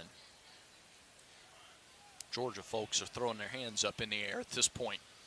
Both sides have it at different points. Absolutely. Snow with a slightly open stance. 2-1. Fastball fouled away. 91 on that fastball. And just the difference in sometimes how it goes. Auburn has 3 hits. Georgia has 2. Auburn's had 8 guys on base. Yeah. None of the 3 hits came with anybody on, in scoring position. Right. And you're down 2-0 because of 1 swing. 2 balls, 2 strikes. Pitch on the way. Lined into left field, and it hangs up, and McCarthy is over to make the catch. That ball travels a little better than it looks off the bat. It does. I mean, it's carrying a little bit more to left. We saw it with, the ball that was hit the last inning the opposite way. Obviously, the home run, it didn't really matter on that one, but even Ike's line drive to the left fielder, he comes running in and, just sticks his glove up, basically. That ball had a chance. If it gets down, you probably clear the bases on that swing. So here's Irish. We'll see what a lefty does against Smith. Pitch. It's low. 1 ball, no strikes to the Auburn right fielder. Couple of flyouts for Ike tonight against Goldstein. Now his first look at Smith. I think Ike and Cooper and the rest of the lefties are just fine with seeing a right-hander on the mound right now. Smith off the left side of the rubber, plants and fires, and Irish takes it for ball 2. I love what Ike said, just how candid he is. Now, he never pulls any punches. No. And Tuesday night in Montgomery, he talked about getting his foot down and getting the timing, through his feet. And he said, when I do that, I can be pretty special. Yeah. Give you the back half of the quote after the 2-0. Hit him. Right on the hit knee. him on the right knee. And he is jogging down to first base. He said, it's all hot and cold. There's no middle ground with Ike. He said, when I don't do that, I, paraphrase, stink. Yes. And I don't deserve to play D1 baseball. Yeah. I said, there's not any middle ground with you, is there? And he just started shaking his head. Now, Gabe Gross is out of the dugout, and he's going to call the athletic trainer, Anthony Sanderson, out to go take a look at Ike. Ike is saying he's fine, but he is limping on his right leg. He's not able to put as much pressure. I think it's more the calf, shin area, and not the knee. I mean, this is a guy that has only been back a week and a half after getting hit in the back. This is also a guy who is so tough. He's not going to tell you right away if he's really hurt. And so McMurray was ready to stand in there and bat, and Gabe Gross had to come out of the Auburn dugout and yell at the umpire to hold up play so that they could go check on Ike Irish. Anthony Sanderson back to the Auburn dugout. Butch Thompson out there, obviously, to take a look at his guy as well. And now everybody coming back to the dugout. I don't think Ike's going to be running here. No, let's see if Coop can get a pitch, though, and tie this game up. Yeah. Because that's where you can live and have some power alley to the right side of this place. Pitch to Cooper. Swing and a miss. 0-1. He tried. That was 84. I think that's more probably of a cutter. Hard slider cutter. It is not a fastball, I don't believe. His changeup is in the upper 80s. That could have been the change. Mid to upper 80s. 0-1. Bounced up there. Does not get far enough away for Irish to advance, kind of up the third baseline. On a normal day, you think he takes Ike's off? Probably at second base there because he's really aggressive. Normally has good reads, and I think he's not willing to push that one just yet. Yeah. A ball and a strike to McMurray. 0 for 2, couple of strikeouts. He was 2 of Goldstein's 4 punch-outs. He's glad to see the righty in there, perhaps. The 1-1 pitch from Colton Smith. Fastball fouled off right side. And still really early. I mean, everything right now, Coop's been so far out in front of it. A lot of these lefties have been. I know you get in a place like this, they've hit a bunch of home runs. Yeah. It has to be there, but it has to come to you. Still, your first order is to be, right now, 2 strikes back up the middle, a lot of room there. Try to keep this inning going and get Lucas Steele to the plate. 1 ball, 2 strikes, 2 outs. Irish at first. Here is the stretch. And Smith's delivery. Swing and a miss. McMurray down on strikes for the 3rd time tonight. And the inning is over. No runs, no hits, no errors, and a man left. We go to the bottom of the 4th inning. Still 2-0 Georgia.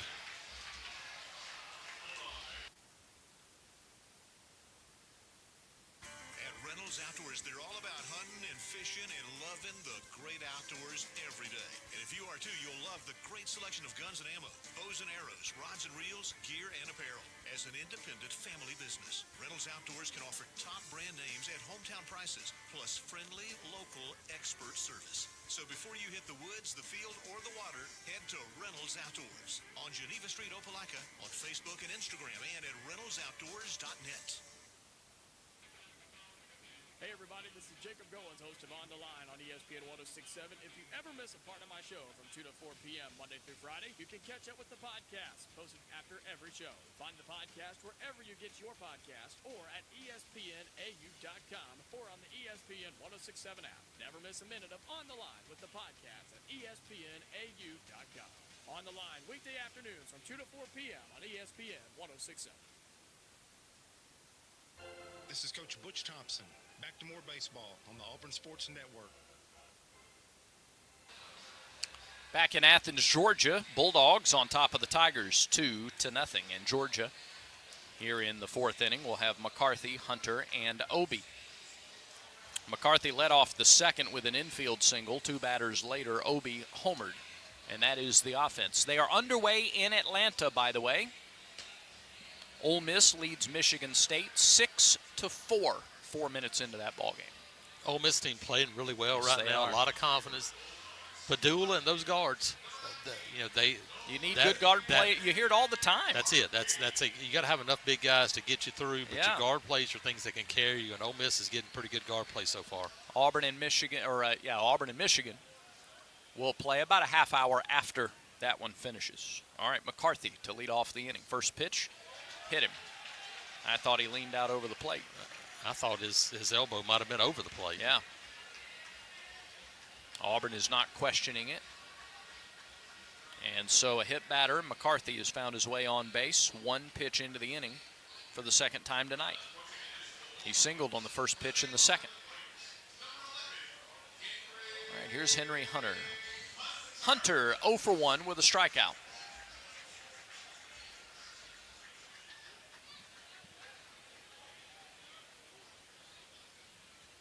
Got some scores to update on the Yellowwood scoreboard. SEC baseball action here shortly. First, a throw over to first. Did anybody in your family, Jason, maybe grandparents, use the phrase directly? Oh, yeah. Yeah? It almost slipped out. I almost said we'll check the Yellowwood scoreboard here directly. Yep.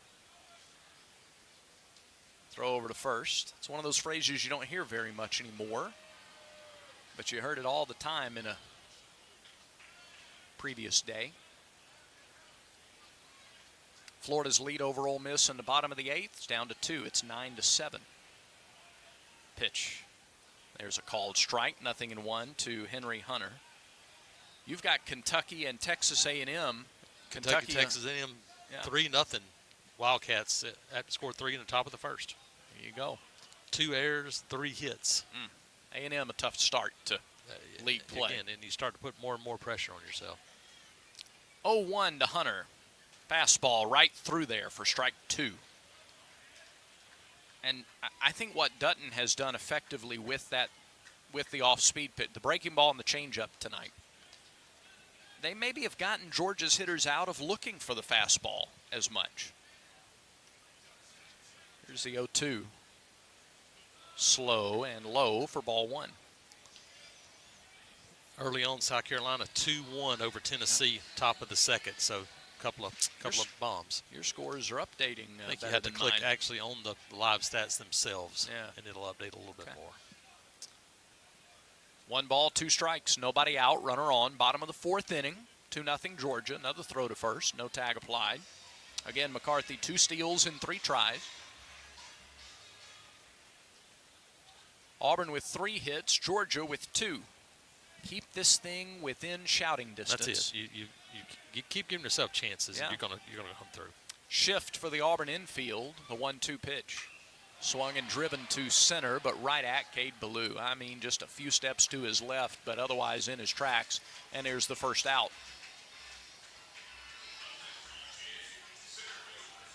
1 down, Hunter's 0 for 2, and here's Devin Obi.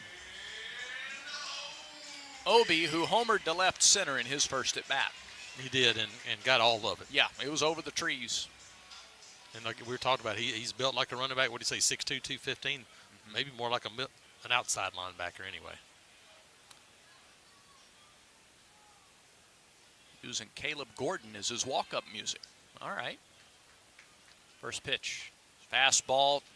Pretty good pitch. Boy, really good pitch. Called ball 1. Yeah, we have both radio crews looking at each other going, we don't know where that one missed. So, here's the 1-0. Off speed, swung and missed, 1-1.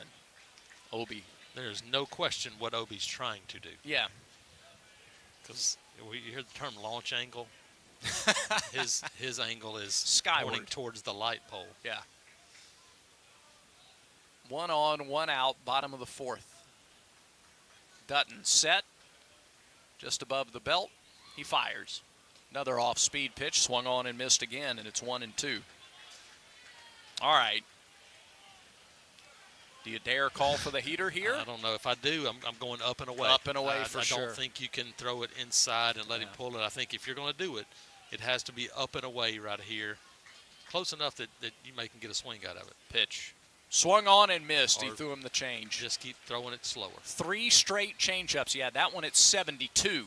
Half a dozen strikeouts now for Samuel Dutton. K-Counter presented by Kia of Auburn, where you're always number 1. So 2 outs. McCarthy still at first, and here's Daniel Jackson. He's 0 for 1 with a strikeout. Now, maybe here, come back and try to go fastball in just to kind of show it again. Throw over. Again, sorry, let me slow down.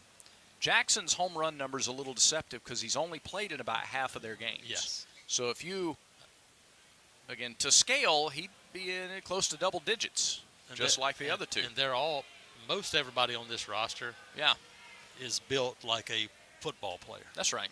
And Auburn doesn't have a small team. This is one of Auburn's bigger teams.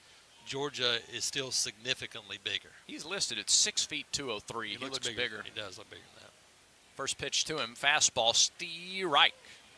0-1. That's it. Now you've shown him that pitch. You threw it for a strike. Now you can come back to the breaking ball. And 2-0 Georgia, bottom of the 4th inning. They play him to pull on the infield significantly. Snow guards the line. Rembert just to the right of the second base bag.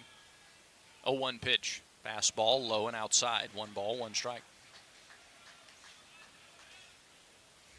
Dutton's pitch count up to 60 now. Georgia 0 for 3 with 2 outs in the game. A ball and a strike to the catcher/right fielder. He's the latter tonight. The pitch. Breaking ball, missed high. Good, slow curve. Umpire gave up on it. It's 2-1. He did. 2-1. He did. I thought that was a really good pitch. Probably actually a little bit too up in the zone, but that has been a strike more often than not tonight. If you're done, honestly, I might come back to that pitch. You've been able to throw that for strike a pretty good bit. Wide stance for Jackson, who takes a fastball up and away, and now it's 3-1. Have not been a lot of 3-1 counts tonight. No. That's only the 4th 3-ball count of the night and the 2nd since the 1st inning. Yeah, I think for Dutton, I think it's slow breaking ball, something you can get over for a strike here, but not a groove fastball. Colby Branch on deck, 3-1 pitch. Curve ball, fly ball, center field, left center. Ballou going back all the way to the wall. It is gone. He threw the breaking ball, and he hammered it. Man, that's it. Sometimes you have to tip your hat. That was a great at-bat, a 3-1 breaking ball, and he sees it down, golfs it out of here. And, heck, that sometimes the batter wins, and the batter won that at-bat. Second 2-run homer of the game for Georgia, and they double their lead. It's 4-0. Just a rainbow, a high, deep fly ball to left center. Ballou chased it all the way to the wall, but it was in the trees by the time it landed. Home run number 7. Now look, Jackson's home run pace is the same as Zaborowski's. It's his 14th start of the year. It's his 7th home run. RBIs 14 and 15. And again, we keep saying these guys average about 3 a game. Well, that's 2. Yeah, your hits are even. Yeah. And Auburn's down 4-0 because of 2 big swings. Here's the pitch to Branch. That's a strike at the knees, 0-1. Now it is. Yeah. Yeah. Colby Branch, 0 for 1. He's grounded out to short. This completes the 2nd time through the order. Sam in there battling. He has walked a couple, stranded those walks tonight. Hit a batter to lead off this inning. Fastball misses high to Branch, a ball and a strike. And it's wild because Sam hasn't pitched bad. Nope. And you look up and ERA's a cool 9 right now because you're giving up four runs in 4 innings. And but that's what Georgia has done this season. They have made you pay with big swings. 1-1 pitch misses downstairs. Threw him another fastball, and it's 2-1. coming after the number 9 hitter with fastballs. 4-0 Georgia, bottom of the 4th. Dutton delivers and gets a strike call at the top of the strike zone. Again, it 2-2 the sounds count. like I really needed those pitches the last at bat before I had to throw a 3-1 pitch over the middle of the plate. No kidding. 2 balls, 2 strikes. 2 outs, nobody on the pitch. Miss low and away, and the count's full.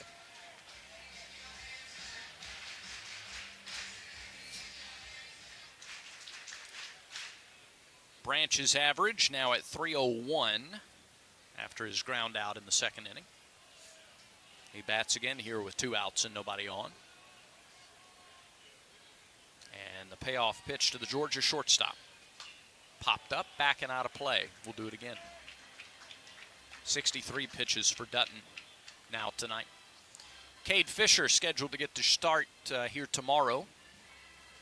Game 3 starter, TBA. Yeah, a lot of that may depend and will depend on what happens the rest of this game. Yep. And with the weather, are you playing tomorrow, 2 tomorrow?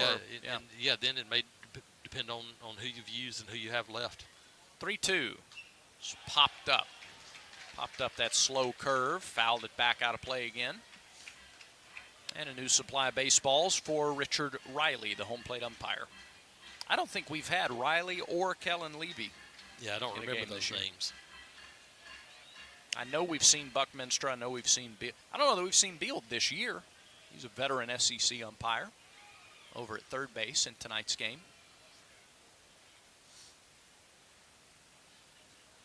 Payoff pitch. Fastball off of Dutton. Ricochets to Fabian. Bare hand throw to first. He's out.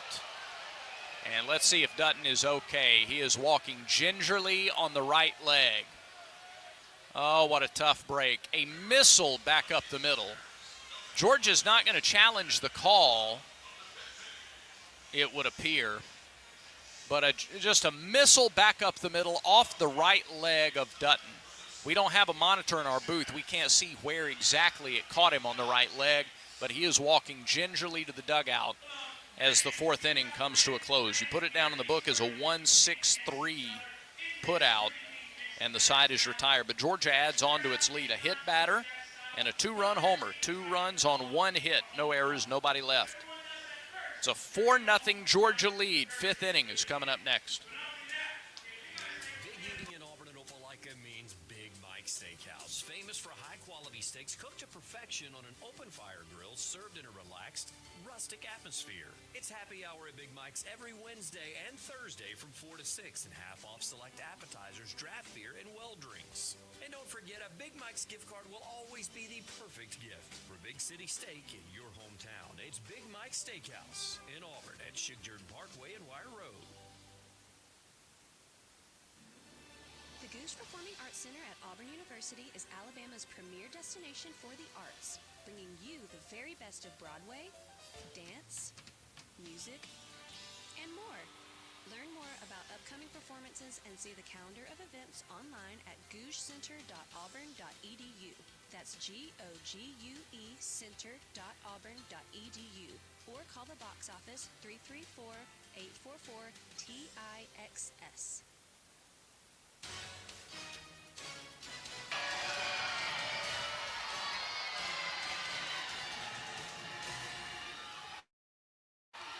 All right, 5th inning, 5th tonight's game presented by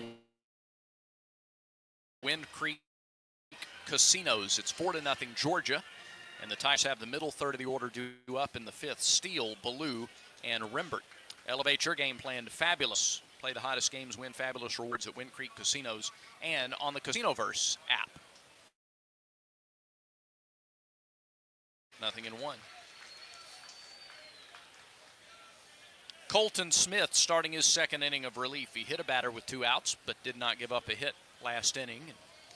As we start this inning, first the pitch, Steele takes a ball low. 1-1 the count. Auburn has Cam 1-1 to Steele. Low, 2 balls and 1 strike to the Auburn D8.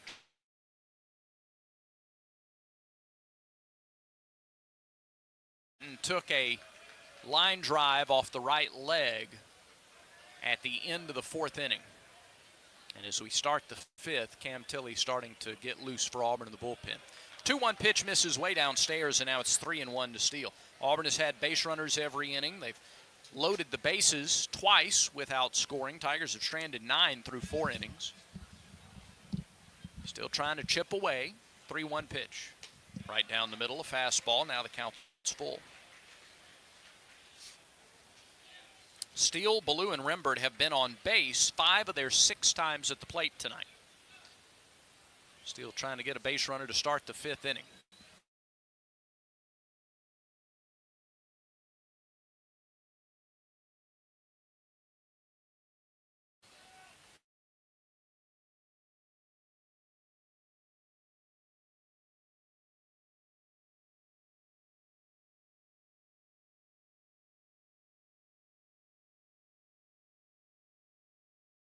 In Montgomery.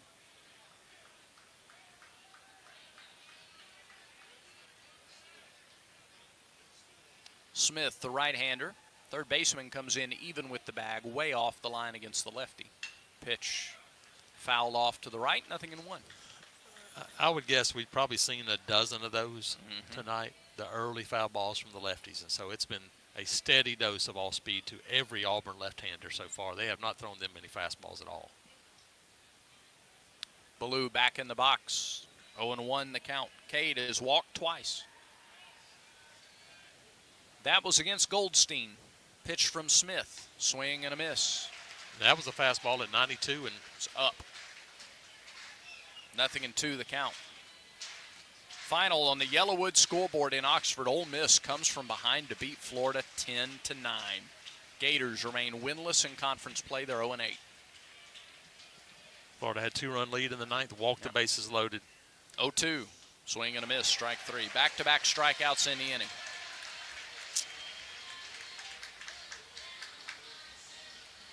And here comes Chris Rembert. You just kind of hope that at this point in the game, Auburn's not starting to press offensively. And that's what we're talking about. Those first 3 innings can do that to you. Yeah. When you have so many opportunities and you don't score, and you look up and, man, go, hey, we're right there in this game, and all of a sudden you look up and it's 4-0 because of 2 swings. It can make it can change the way you approach things because you feel like I got to get it back. Here's Chris Rembert, first pitch. Bouncing ball, left side, slow roller. Third baseman Alford fields, throws, close play, but he's out, and the inning's over, and that's an easy 1-2-3 inning. Tigers retired in order. Halfway home in Athens, Tigers trail 4-0. For loving expert care for your pets, visit Moores Mill Animal Hospital, located at 2120 Moores Mill Road. Their skilled team is dedicated to keeping your furry friends healthy and happy. Moores Mill Animal Hospital offers spay, neuter, vaccines, boarding, and much more. Moores Mill Animal Hospital, where pets are family. Call us today at 334-821-7739 or visit mmvets.com. Experience the Moores Mill Animal Hospital difference today. Hello, everybody. This is Bill Cameron from The Drive, reminding you that if you ever miss part of our show weekday afternoons from 4 to 6, you can listen to the podcast. After the show airs, the podcast is available on Apple Podcasts, Spotify, the ESPN 1067 app, or ESPNAU.com in our podcast center. Podcasts of The Drive are presented by Southeastern Industrial Contractors, now hiring for great-paying skilled positions. The Drive on ESPN 1067. This is Auburn Baseball on ESPN 1067. Auburn Opelika's sports leader. Samuel Dutton is back out there for Auburn as we get set to go to the bottom of the 5th inning. They go to the top of the 3rd in College Station on the Yellowwood scoreboard. Kentucky 5, Texas A&M 1. So some other action around the league. This is a battle of 2 of the top teams in the SEC through the first 2 weekends. Tennessee 5-1, Georgia 5-1. Auburn part of a big group, 4-2 after the first 2 weeks. Yeah, Tennessee 6-2 in the 2nd at South Carolina. Top of the order, Slade Alford He's led off the first, the third, and now the fifth inning. He is 0 for 2. He's grounded to short and struck out. This is third look at Dutton.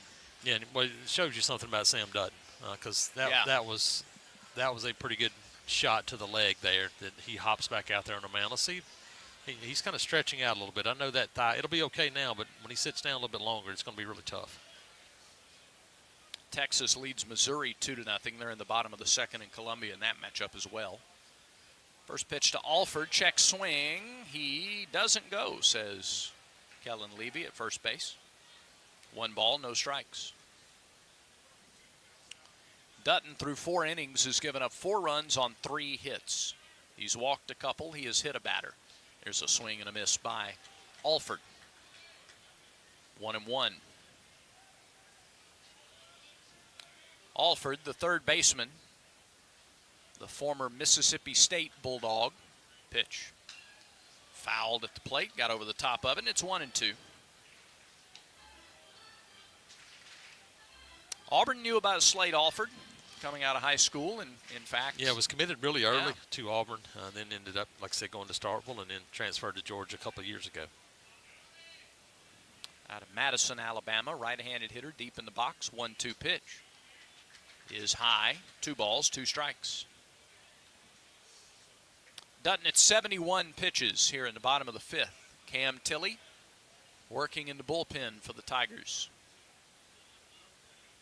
2-2.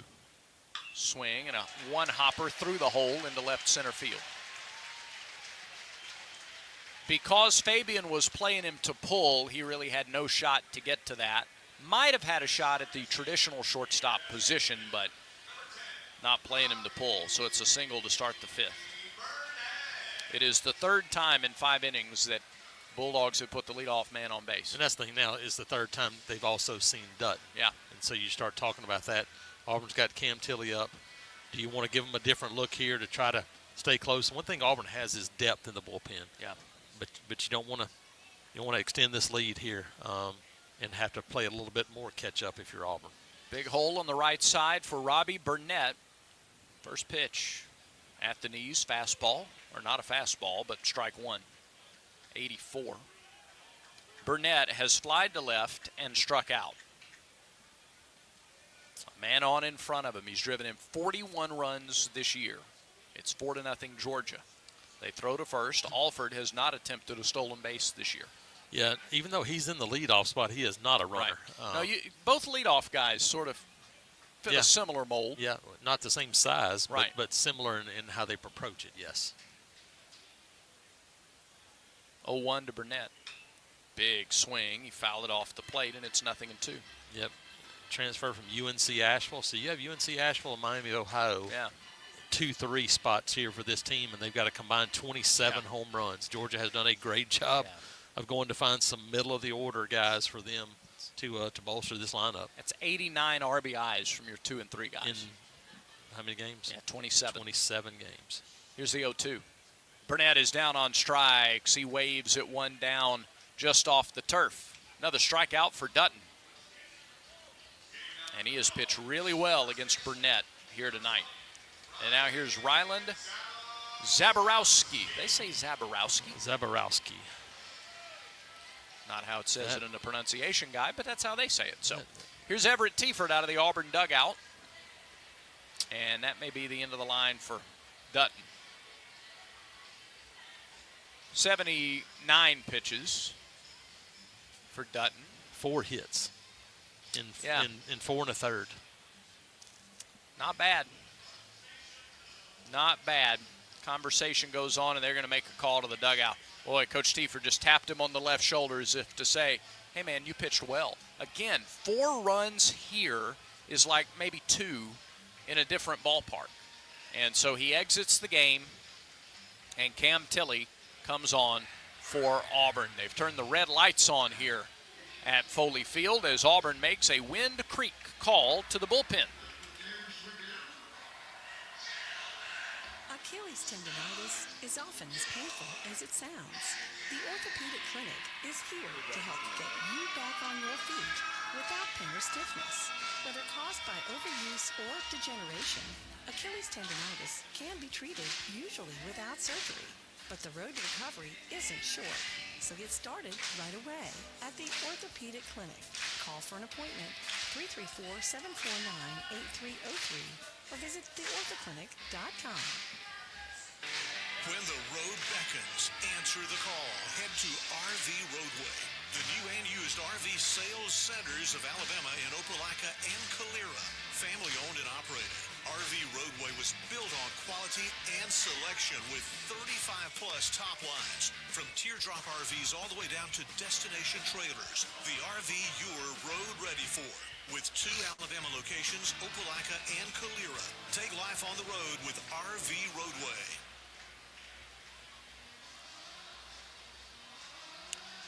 Cam Tilley is on for Auburn, sophomore right-hander, 6'2", 207 on this call to the bullpen. Newburgh, Indiana.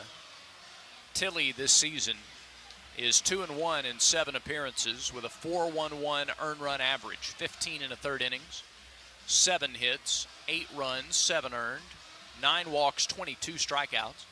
He's given up 2 doubles, 2 homers. Team's hitting 140 against Cam Tilley. He has hit 3 batters and thrown 2 wild pitches. Samuel Dutton, 4 in the 3rd innings, 4 hits, 4 runs, 2 walks, 7 strikeouts.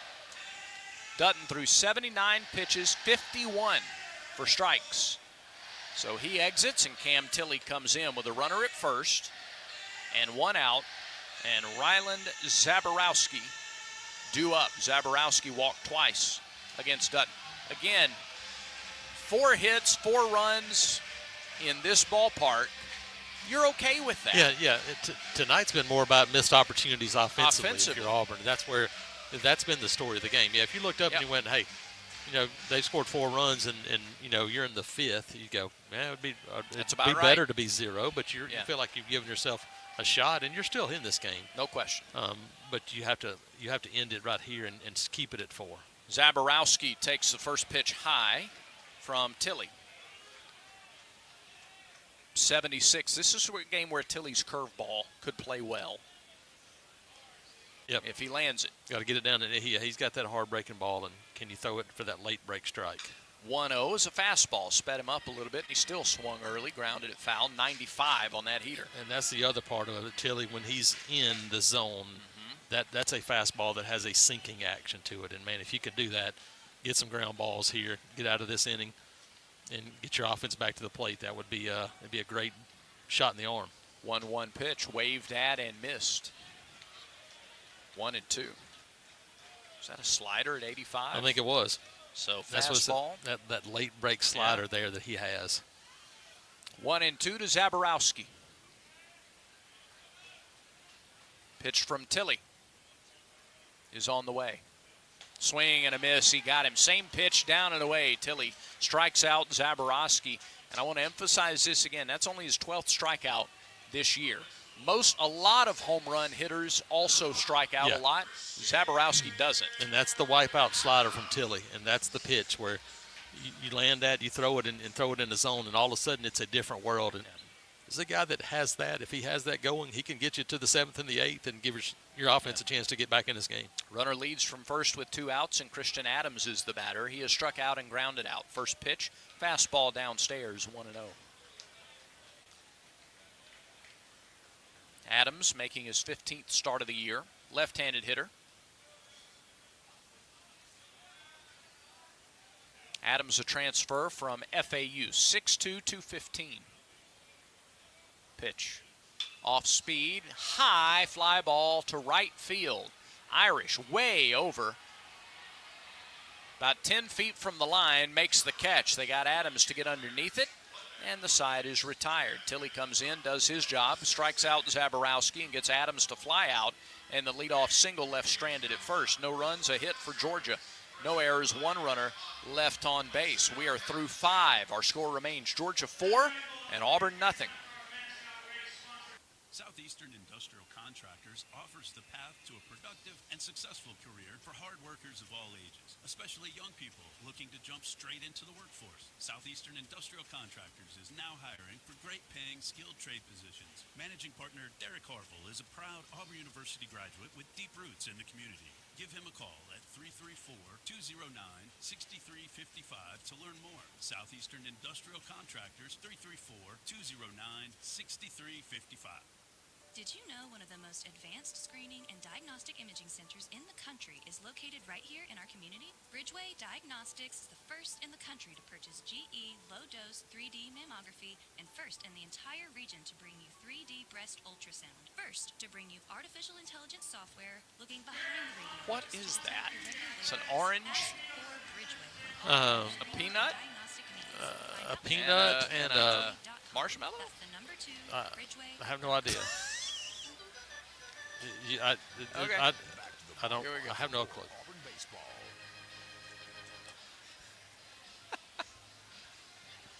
We go to the top of the 6th inning. Auburn will have Freilich, Terrell, and Fabian due up. Bottom third of the order against Colton Smith, and Smith has been very good. He has struck out 3. He's not allowed a hit. The only base runner he's allowed was a hit batter. And he'll face Freilich and Terrell for the first time, and then Fabian for the second time, assuming he gets through them here in the 6th. Freilich 0 for 2. He is grounded to second and struck out. Smith ready to go to work. Glove in front of the face, short wind, first pitch to Freilich. Off speed and high, ball 1. Tigers loaded the bases in the first, left 2 on in the second, loaded the bases again in the third, stranded 9 total, which means they've had a lot of chances so far. Got 4 innings to go, trailing 4-0. Pitch to Freilich, flied into left center field, long run center fielder, Obi on the run. Makes the catch in left center. Obi got a good jump on it, sprinted the whole way, made the catch. He did, and that ball didn't tail away from the center fielder as much as I thought coming off the left-handed bat of Freilich. It stayed, and he almost overran it. I think he thought it was going to continue to slice away, and it didn't. And he had to jump up and catch it at the end. Here's Bub Terrell. Bub is 0 for 2, a strikeout, and a pop-up on the infield. Freshman from Alabaster looking for his first hit of the game. Swings of the first pitch, chops one foul right side. Past the first base coach's box. Andrew Dutton. It's been Dutton or Guevara for the most part, and mostly Dutton. Guevara was over there when he was out with an injury earlier this year. 0-1. Terrell takes it outside. 1 ball, 1 strike. Just can't let these Georgia pitchers get into a rhythm. Got to keep putting pressure on them. Terrell open stance, deep in the left-handed box. Left foot on the back line of the box. The pitch high, 2-1. Fastball at 92 from Colton Smith.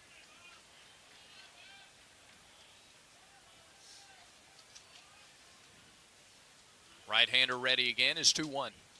Swing and a foul tip into the mitt. Big cut. Yeah, 2-2. And that's not the swings we've been seeing from Bub here. He's been able to kind of choke it down some, go the other way, and he's choked up a little bit here to see if he can just poke one into left field and get this thing started. 2-2 to the Auburn left fielder. Struck him out. 2 away. And here's Derek Fabian. Fabian is 1 for 2, a single and a ground out.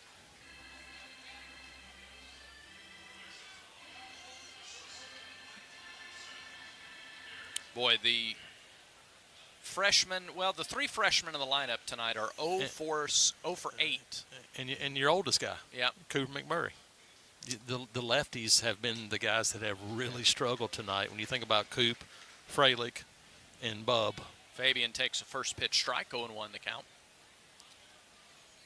Coach's biggest battle right now in that dugout has to be reminding guys that 4 runs is not insurmountable against this bullpen and in this ballpark, although Smith is pitching well now. The 0-1 down and away, 1 ball, 1 strike.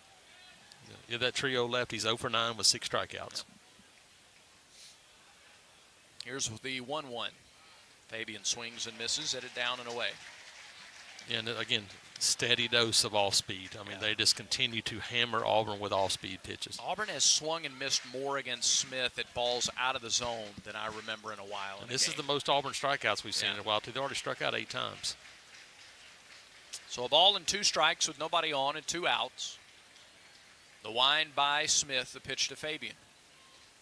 Low. He laid off. 2 balls, 2 strikes. 4-0 Georgia. We're in the top of the 6th. Early on, 2-out magic. Him and Snow got Ike to the plate. Let's see if we can do that again. 2-2. Nope, struck him out. Inning over. Back-to-back strikeouts for Smith, and he's retired the side for a second straight inning in order. Bottom of the 6th inning coming up. Georgia 4, Auburn 0. The perfect spot for your next event is Tiger Town Sports. Whether you're hosting a family gathering or corporate function, Tiger Town Sports has the ideal space. With golf simulator, putt-putt, beach volleyball, a full bar, something for everyone. Make your reservation today. Call for more info or message Tiger Town Sports on social media. Make your event unforgettable at Tiger Town Sports. Behind Lowe's in Tiger Town. Follow AHS Baseball on 96.3 W. Lee. Presented by the Orthopedic Clinic, Acre Restaurant, Russell Building Supply, and Southern Union. Also brought to you by Troy Bank and Trust, Jeffcoat Trent, and University Ace Hardware. See the broadcast schedule at 963WLEE.com. Auburn High School Baseball on 96.3 W. Lee, an Auburn Network station. This is Coach Butch Thompson. Back to more baseball on the Auburn Sports Network. With Jason Caldwell in Athens at Foley Field, I'm Brad Law. Carson Meyer is in our ESPN 106.7 studios. Both teams have gone to the bullpens, and first bullpen worker is out there for both teams now. For the Tigers, Cam Tilley faces the 5, 6, and 7 hitters, McCarthy, Hunter, and Obi. It's been first 4, bottom 5 in alternating innings for Georgia so far tonight. It's just the way it's gone. McCarthy led off the 2nd and the 4th. He reached base both times. He scored both times on homers. He has been the catalyst for this team. You're right. So Nola McCarthy, left fielder, stands in there to start the inning against Cam Tilley. And made one of the biggest plays in this game with 2 on in the 2nd inning. Like Irish hit a line drive right at him, and he fought the sun and made the catch. And his toes are over the line, and so not surprisingly, he's nearly hit by the first pitch. 1 ball, no strikes.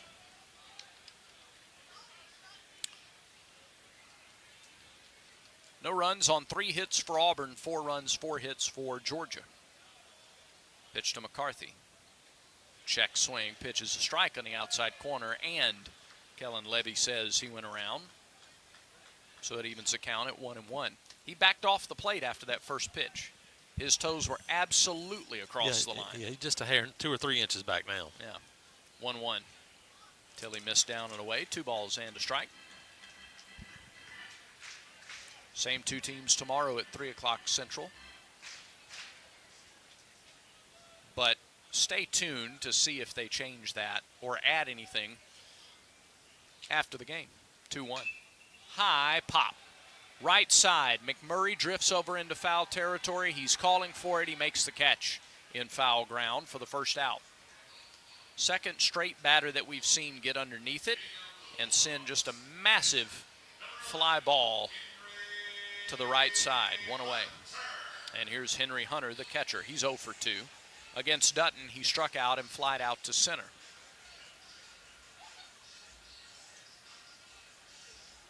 Two 2-run homers for Georgia, the offense tonight. Neither of them to right field. They've both been to left center. Yep, 2 right-handers, both got a pitch to drive. And even though the wind is dead, that ball that still carries, and it did not used to carry at this place. They moved the fences in a little bit, and it's changed the dynamics of this field. Henry Hunter stands in. First pitch to him. Breaking ball, missed low. 1 ball, no strikes. We are exactly 1 hour away from airtime on Wings 94.3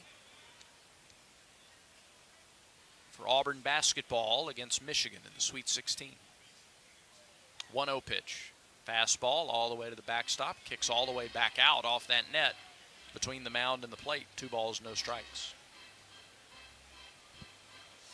Checking other SEC baseball scores on the Yellowwood scoreboard.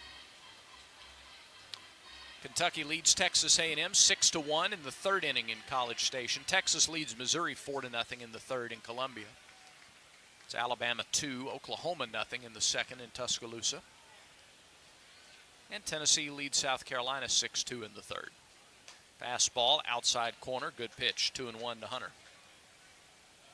He was not looking for a fastball, at least on the outer half of the plate. Yeah, I think he just said, like, I'm not going to do a whole lot with that one. Don't swing. But it was 94 on the black, so that's a really good pitch. Tilly quickly, 2-1. Another fastball, another strike at the knees, 2-2. Another 94. Now with 2 strikes, the infield into the shift. Fabian, where the second baseman normally plays, Rembert in short right. And McMurray near the line, the pitch. Bounced and hit the front of the plate, and then kicked high to the net behind the dish. 3-2. Yeah, and see here, 3-2, you probably come back with a fastball, and it's been 94. He might be able to pull that pitch, but it feels like he might want to be a little bit straight up if he's going to throw fastball at 94 right here. Payoff pitch to Hunter. Walked him, missed high. 1-out walk. And Georgia's had base runners in every inning. A 1-out walk, and here's Devin Obie. Next 2 guys in the lineup have homered tonight.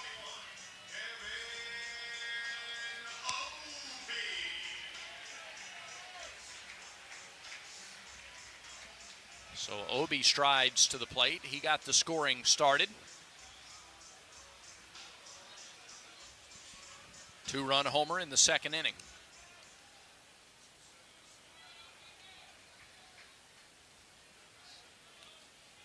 Tilly comes set. The right-hander deals. Obie shows bunt, pulls back, takes a ball high. And it was the slow stuff that got Obie the last time. Yeah. Can Tilly throw it slow enough again to kind of keep him out in front? Can I keep our equipment in the booth? Yeah. Somebody not want that on the noggin. 1-0. Bounced away, hit the plate, bounced up, down to second goes Hunter.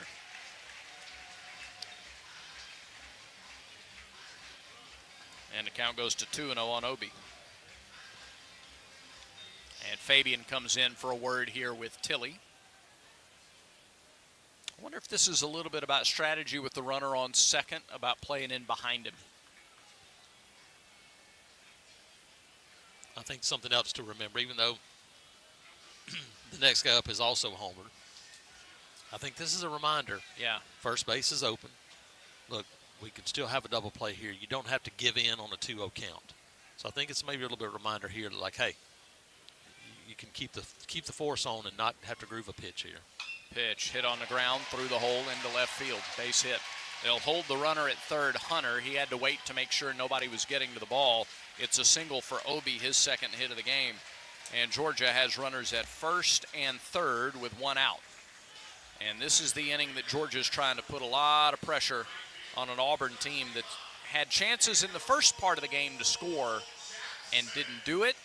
And now they're trying to lengthen this lead. It's 4-0 in the 6th. And Daniel Jackson, who has homered tonight, he's also struck out. Yeah, Auburn needs a double play ball in the worst way. They haven't had a ton of them, and this guy, like most of these guys, doesn't hit a lot of ground balls because they're swinging pretty much straight up. Wide stance for the right-handed hitter. First pitch to him, big cut, came up empty, 95 inner half, 0-1. Bottom of the 6th, it's 4-0 Georgia. Bulldogs are threatening again with 1 out. Runners at the corners. Tilly checked over his left shoulder at first. Does it again. See if Georgia would try to send the runner from first. 0-1 pitch. They don't, and it's low, and it's blocked by Freilich. A ball and a strike. Obie has good speed. Just wonder if they wouldn't try to put him in motion to try to take the double play off the table.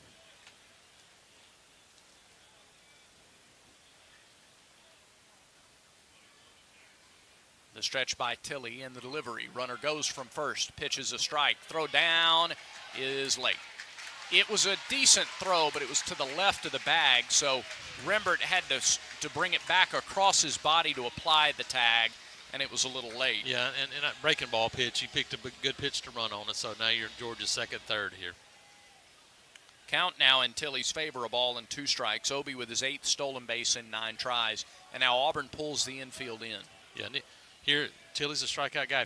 You got to block it up if you're Fralick right here, because this is when you want to be down in the grass. 1-2 pitch popped up, right side foul ground. McMurray over near the dugout. He runs out of room, lands 2 rows deep into the seats behind the Auburn dugout. Sunken in dugout, so fans are right on top. And now an entire offensive timeout with 17 people coming out of the dugout. Boy, it really is. So the 2 guys on base, and there's 3 coaches out there. There's 4 coaches. There's 4 coaches, yes. Yeah. Now there's 5. There's 5 coaches talking to the on-deck hitter and the 2 guys on base. And then there's 1 guy out there talking to the batter, Jackson. Well, Jason, they all spilled out of the dugout. I thought something was going on. I thought, I hadn't seen any weather. We got a weather going on. Yeah. And now Butch Thompson is coming in, and is he asking? I'm not sure what the head coach wanted clarification maybe on. Does that count as a timeout? It should. Yeah. It just should count as a visit. Yeah. To be quite honest, when you pull everybody off the field. It's a 1-2 pitch. Struck him out. Got him swinging. That's the breaking ball, the slider there from Tilley. Really good pitch. Hey, can you get momentum? This is a get momentum opportunity right here for Auburn. Can you get out of this jam, keep it at 4, and say, okay, here, hey, still in the game. Now here's Colby Branch. He's hit it on the ground twice. He's grounded to short, and he hit that rocket back up the middle that ricocheted off of Dutton's leg. That was in the 4th. He's batted with 2 outs each of his first 2 times. He's up there again with 2 outs in the 6th, and he takes a first pitch strike, 0-1. This does feel like a pretty big moment. If you could get out of this, strand those runners at 2nd and 3rd. 100%. Get back to the next inning with the top of the order due up against a guy you've seen 2 innings now. The 0-1. Missed inside, another off-speed pitch. 1 ball, 1 strike the count. I think, Tilley, your slider's been so good. Yeah. Can you continue to locate it? That's the thing. But fastball. This is not a normal number 9 guy. He's got quick hands. It's a pretty good stick back here at the bottom of the order. 1-1 pitch. High pop. Right side of the infield. Rembert now in shallow right field. Under it. He got it. And the inning is over. And Auburn does strand those 2 Georgia base runners in scoring position. Georgia gets no runs, 1 hit, no errors, 2 left in scoring position. We've played 6. Time to get the bats going again. Tigers trail Georgia 4-0. The 7th inning is coming up next. Home buying has never been simple. In today's economy, it's vital to work with an experienced lender who understands your needs. Auburn Bank's mortgage lending team is made up of local folks who can help you. Pat on YouTube says, Jason, go get some Lucky Cookies. Yeah, that's what we've been missing. Don't see any up here tonight. I should have stuck one in my bag. Oh, they had them in the Atlanta hotel, the basketball hotel. Well, maybe it'd be sitting out Lucky Cookies for the Hoops Tigers tonight. There you go. Getting close. Yep. What's the score? What's the score of those games? While we're we'll get those coming back. I get them right here. All right, let's get to this guy. Yeah. Yeah. Finish it off Thursday. We're bringing back our barbecue nachos. Butcher Paper Barbecue, where your dinner plans get a flavor upgrade. Stop by and see us today. This is Auburn Baseball on ESPN 106.7. Auburn Opelika's sports leader. SeatGeek makes it easy to find tickets so you can be a part of all the celebrations this season. Auburn trails Georgia 4-0. As we go to the 7th, Tigers have Snow, Irish, and McMurray due up. Whether you're buying or selling tickets, SeatGeek is the place to do it. SeatGeek is the official ticketing partner of the Tigers. Expect the expected at SeatGeek. We'll check the Yellowwood scoreboard. You got some baseball updates for us, Jason? I do. 6-1 still, Kentucky over Texas A&M there in the fourth. I'm sorry. I said baseball. I meant basketball. Yeah, I can you do have basketball. some basketball I can do for us? basketball as well. Ole Miss leading Michigan State there in Atlanta 33-31 at the half. And then Tennessee leading Kentucky 27-17 in Indianapolis, the under 8 timeout. Okay. Kentucky beat Tennessee twice this season, so Yeah. Tennessee's looking to reverse that one to get to the Elite 8. Winner of Auburn, Michigan gets the winner of Ole Miss and Michigan State in the Elite 8. Here's Eric Snow to start the 7th inning. Eric is 1 for 2. First pitch to him is upstairs for ball 1. Colton Smith is a guy who has started a number of games in his Georgia career. He only started one this year, went an inning and 2/3, but he has multiple 4-inning plus starts throughout his Georgia career. The 1-0 is lifted into center field. Left center. Over to get it is Obi. Makes the catch, 1 down in the 7th. And Smith is he has absolutely put the kibosh on Auburn's offense since coming into this game to start the 4th inning. And sometimes you do that to yourself a little bit. Yeah. We talked about it. Can you not let the pressure of those first 3 innings impact you? And oftentimes you see it. You see it when you have those types of innings. It's really hard then to kind of get, because it takes those types of innings to score, but it also means that you have to be really patient to do it. Irish swings of the first pitch, fouls it straight back, 0-1. Yeah, patience and pressing do not go together. Irish 0 for 2, couple of flyouts. He's also been hit by a pitch. Feels like it could just take one to reverse that. Yeah, you need a couple of base runners and one big hit. 0-1 pitch. Fastball, just a little bit low. 1 ball, 1 strike. I'd grumble too. Yeah, on the other pretty good side. Pitch. That was 91 and just under the knees. Nobody on, 1 out, top of the 7th. And the 1-1 pitch to Irish. Off speed. Another close pitch called the ball. I think 2-1. that one was a little bit in on that time, but if you're Ike, Yeah. can you take advantage of these? Your plus count 2-1. Get something started here. McMurray waits on deck. The pitch from Smith. Fastball low, 3 balls and a strike to Irish. Take that too. You're not going to hit a grand slam with nobody on. Right. And so you got to get some base runners. Get Cooper McMurray up there. 0 for 3, 3 strikeouts. Get him a chance to kind of keep this thing moving right here. 3-1. Smith to the plate. Swinging a foul ball off to the right side over the dugout. It's been almost backwards pitching the entire night. 3-1, slowest pitch, 84 miles an hour. And something we've seen a lot of, Auburn lefties fouling the ball to the dugout side. Yeah, very early. Not to the first base coach's box, No, but to the dugout. Payoff pitch to Irish. Bouncing ball, right side, second baseman, deep in the hole, picks it, throws, and got him by a half step. That's a good play by Adams at second base. To his right, took the right angle, deep at second, and made the backhand stop and the throw in time for the out. That's good defense.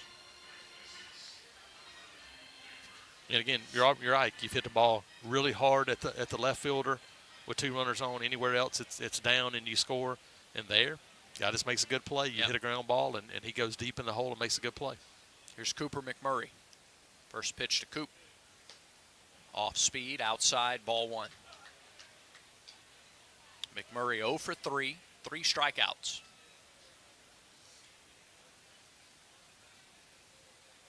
Tigers trail 4-0 in the 7th. Pitch to McMurray, fastball. That time's on the outside corner. Same spot as the other one. But now it's a ball and a strike. Yep, same pitch.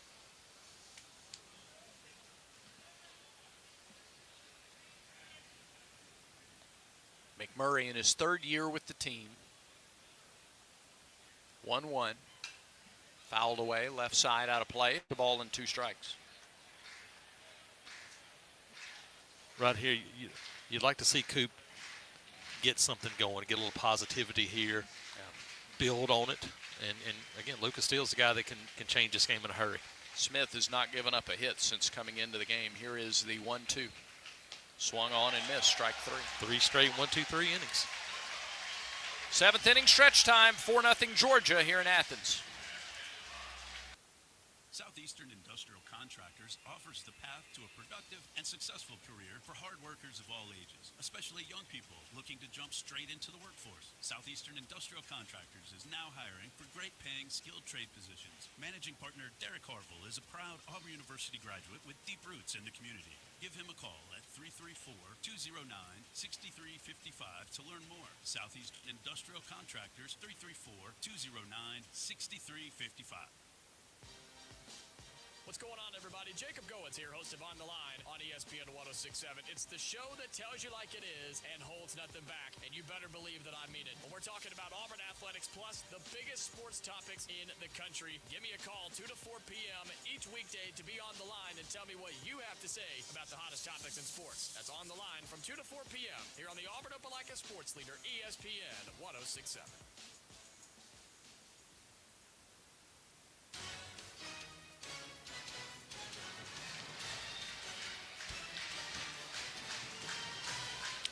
Georgia leads Auburn 4-0. 4 runs, 5 hits, no errors for the Bulldogs. They've stranded 5. No runs, 3 hits, no errors for Auburn. Tigers have stranded 9. Most of those came, well, all 9 came in the first 4 innings, and 8 of those came in the first 3 innings. Cam Tilley out there trying to hold where it is. Still got time. They still got 6 outs to work with. Auburn still needs to get, well, they just need to worry about the 3 here in the 7th. Again, it's the top of the order. 2 up. Slade Alford is leading off for the 4th time in this game. It's been Alford or McCarthy leading off, and that's been it. Alford is 1 for 3. He has singled, struck out, and grounded out. Right-handed hitting third baseman. That might get in the batter's box at some point. Yeah, clock's supposed to be running. First pitch. That's through there for a strike, 0-1.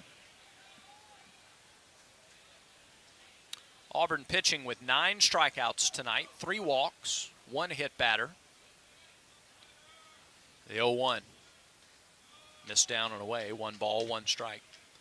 Dutton went 4 1/3, 4 runs, 4 hits, 2 walks, 7 strikes. Tilley, an inning and 2/3, no runs, 1 hit, 1 walk, and 2 strikeouts.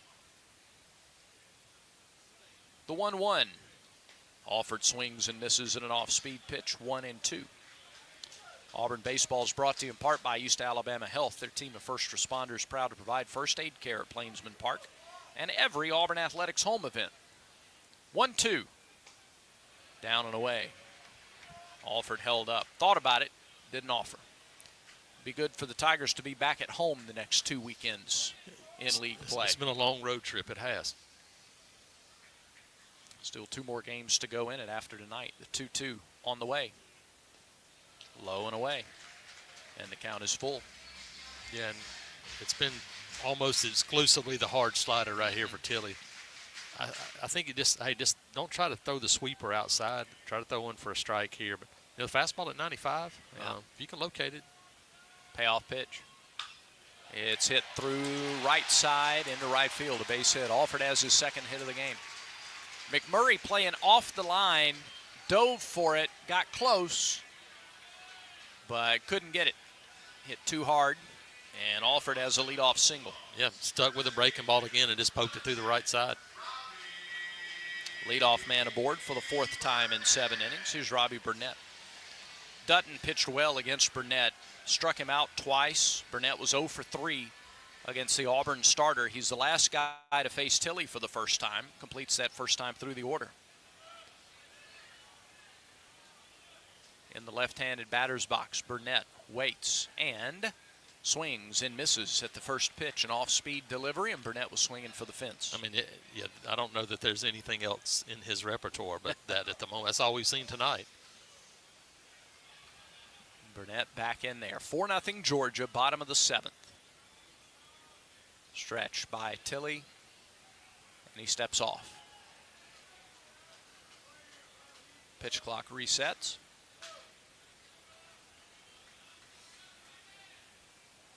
Nobody out, runner at first, and now time called.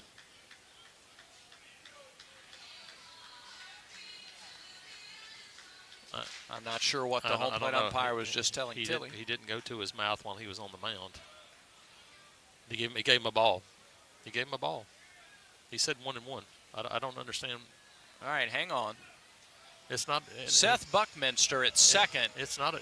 Seth Buckminster had the wrong count. I don't know why he's interjecting here. The home plate umpire is the one who called, and he didn't call for a ball. The home plate umpire didn't call a pitch clock violation. And Tilly can step off the mound. Yeah.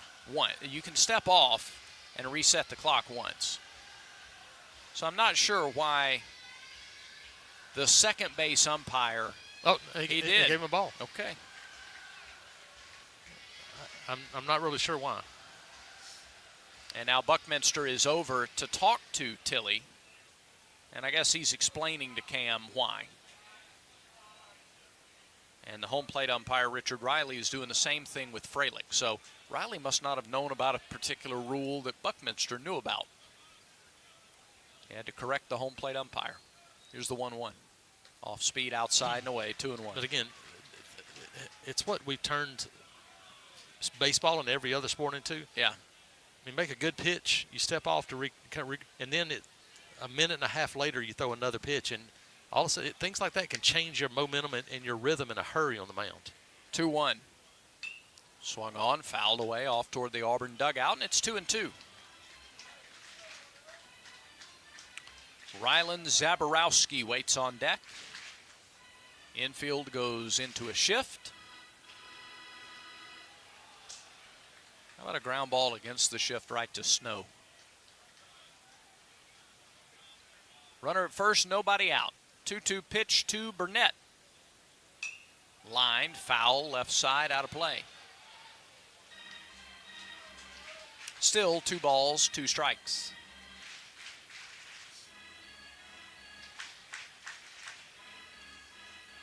And the left-handed hitter takes his time, gets back in there.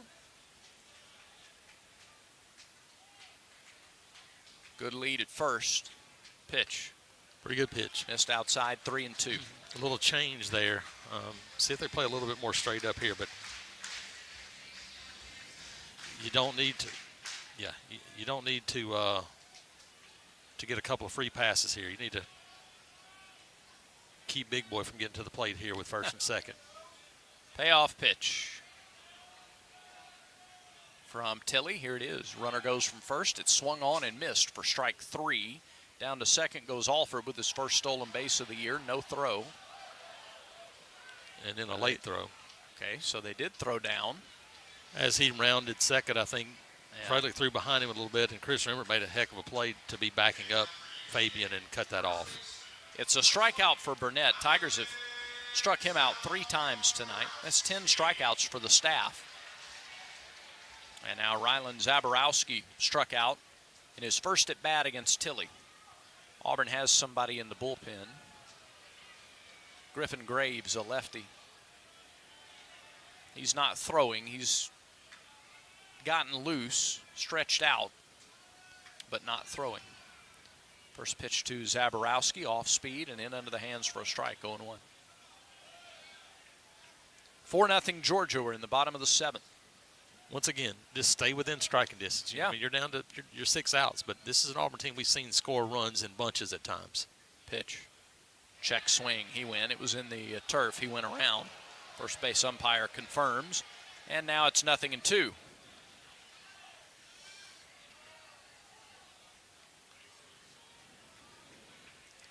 Big Zaborowski, 6'5", 250. That's been the pitch that he hasn't seen very well, that big wipeout slider. So if you're Freilich, block it down, keep it in front of you, but you got to keep that pitch down there. 0-2 offering, way upstairs, a ball and 2 strikes, maybe just a setup pitch. Cam Tilly is up to 42 pitches. He delivers. Zaborowski swings and misses at 1 down low. Second straight strikeout for Tilly. That's 11 for Auburn pitching tonight. K-Counter presented by Kia of Auburn, where you're always number 1. So here's Christian Adams. Adams is 0 for 4. He has struck out, grounded out, and flied out. Yep. Keep it at 4. That's your one goal right here. Keep it at 4. And again, another momentum opportunity for you if you can get something going early the next inning and kind of start to chip away some. Here's the first pitch to the Georgia second baseman. He swings and taps it foul right side. Over to the first base coach. No balls and a strike. Adams with 3 home runs. He's driven in 11. Georgia 17-1 at home, 25-2 overall, ranked number 2 in the country.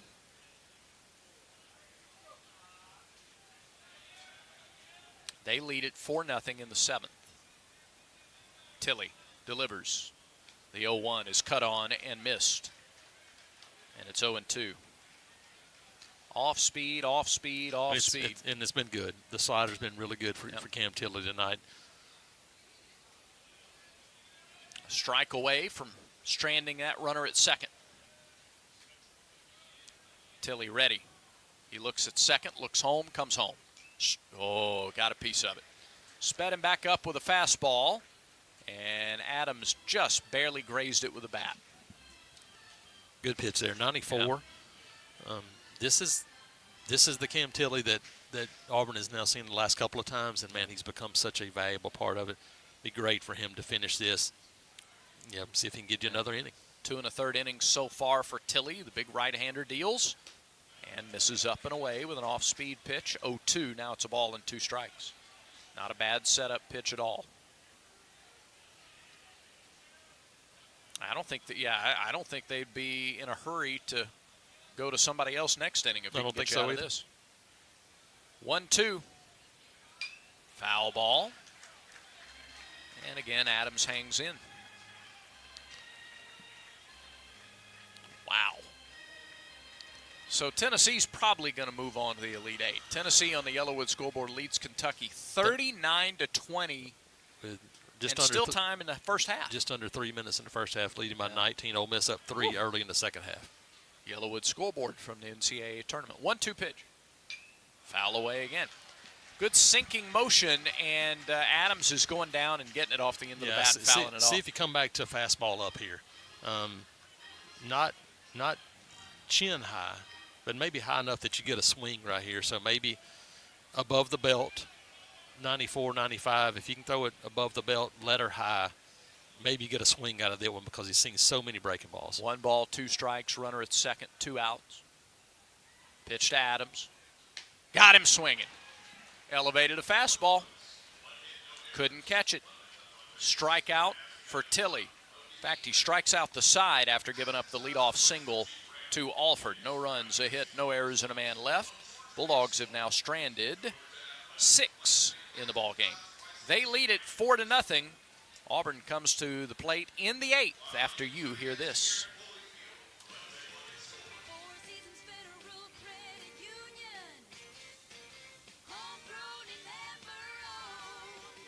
For 60 years, Four Seasons Federal Credit Union has been your trusted partner in financial services. With our awesome products and services, competitive rates, and lower fees, we've helped countless members achieve their financial goals. Join us so we can help you. Accounts federally insured by NCUA. Membership eligibility required. Some restrictions apply. Ask for more details. Achilles tendonitis is often as painful as it sounds. The Orthopedic Clinic is here to get you back on your feet without pain or stiffness. Whether caused by overuse or degeneration, Achilles tendonitis can be treated, usually without surgery. But the road to recovery isn't short. Get started right away at the Orthopedic Clinic. Call for an appointment, 334-749-8303, or visit theorthoclinic.com.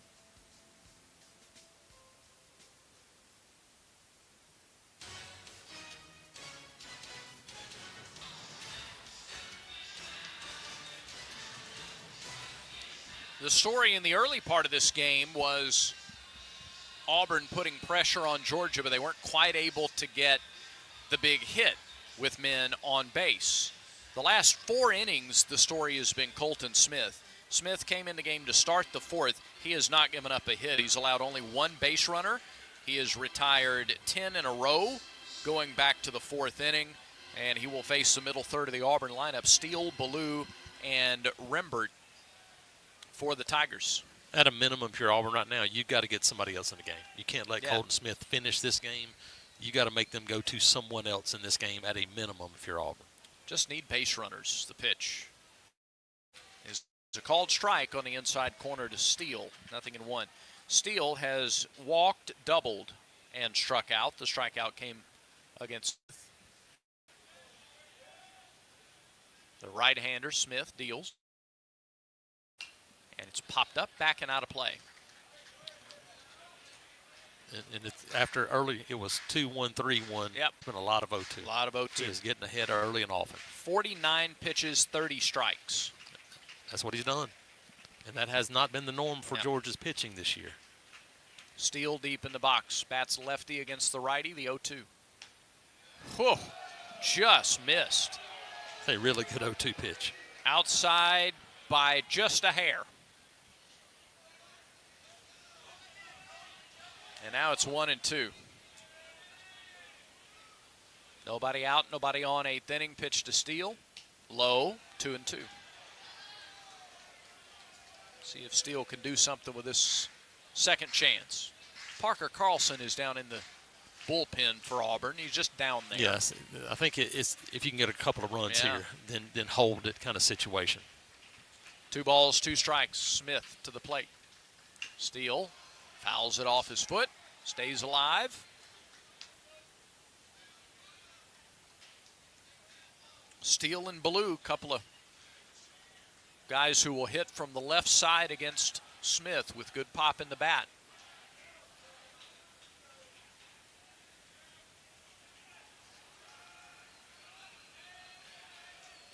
Steele, the junior, the transfer from Sanford. Catcher sets up inside. The pitch. High bouncing ball to second. Second baseman gloves and throws. Adams throws out Steele for the first out. Just nothing doing against Colton Smith. No, he's done a fantastic job. Auburn's kind of beating it into this turf, and you're not going to be successful right now. And again, it's new, but it plays slow, and it plays perfectly into what Georgia wants to do because they don't want to be. This is the opposite of Kentucky. They want to be the opposite. They don't care. They don't want to hit a ground ball. Pitch to Ballou, fouled right side, past the camera well, 0-1. I mean, I'm no kidding. There's probably 14 or 15 of those very similar type foul balls from Auburn's lefties tonight. Down and in, down and in, down and in, and they rolled over them. 1 out, nobody on. 8th inning, the 0-1 pitch. Grounded foul again off of his foot. Well, he takes a beating one way or the other in that box. 0-2 to Ballou. Cade has walked twice and has struck out. Conecuh Sausage is the official sausage and hot dog of the Auburn Tigers. Conecuh Sausage is a game day favorite. Always great on the grill. Pick up a pack at your local grocery store or visit the Conecuh gift shop in Evergreen, Alabama off I-65 at exit 96. The 0-2 to Ballou. Called strike 3. First time tonight that's been a strike. Yeah, I mean, we just saw it. The last batter, it was not a strike. The same pitch. So now 2 are down in the 8th, and here's Chris Rembert. Rembert's bounced out twice and walked. Tigers trail 4-0. They're down to the last 4 outs. It's going to be even tougher if the zone starts to expand. Pitch to Chris. High and tight, ball 1. And Brad, maybe the most surprising thing about this one is this is now 2 SEC games. This will be 17 straight innings without scoring. For this offense, I did not think that would be possible. Rembert takes one down the middle, 1-1. Yeah, the finale against Kentucky, if you wanted to chalk that up to extenuating circumstances, absolutely, and weather and wind, and but when you back it up with this one, in its singular thing, 1-1 pitch, it's a little different. But it was the same.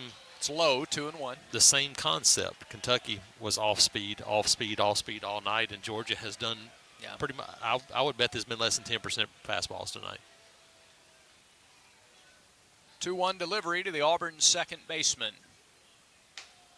That's upstairs. Fastball at 91, and now it's 3-1 to Rembert.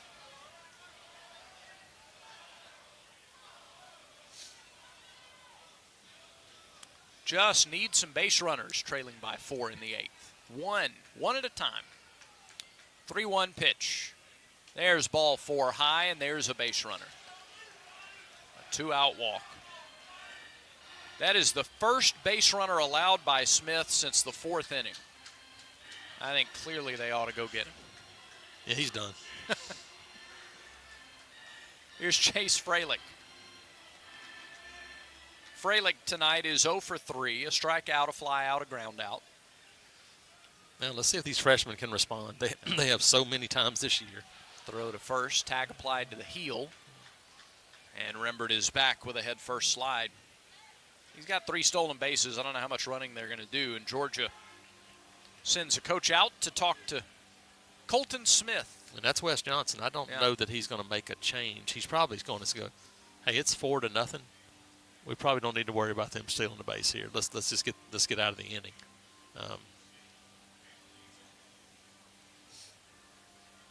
They give encouragement.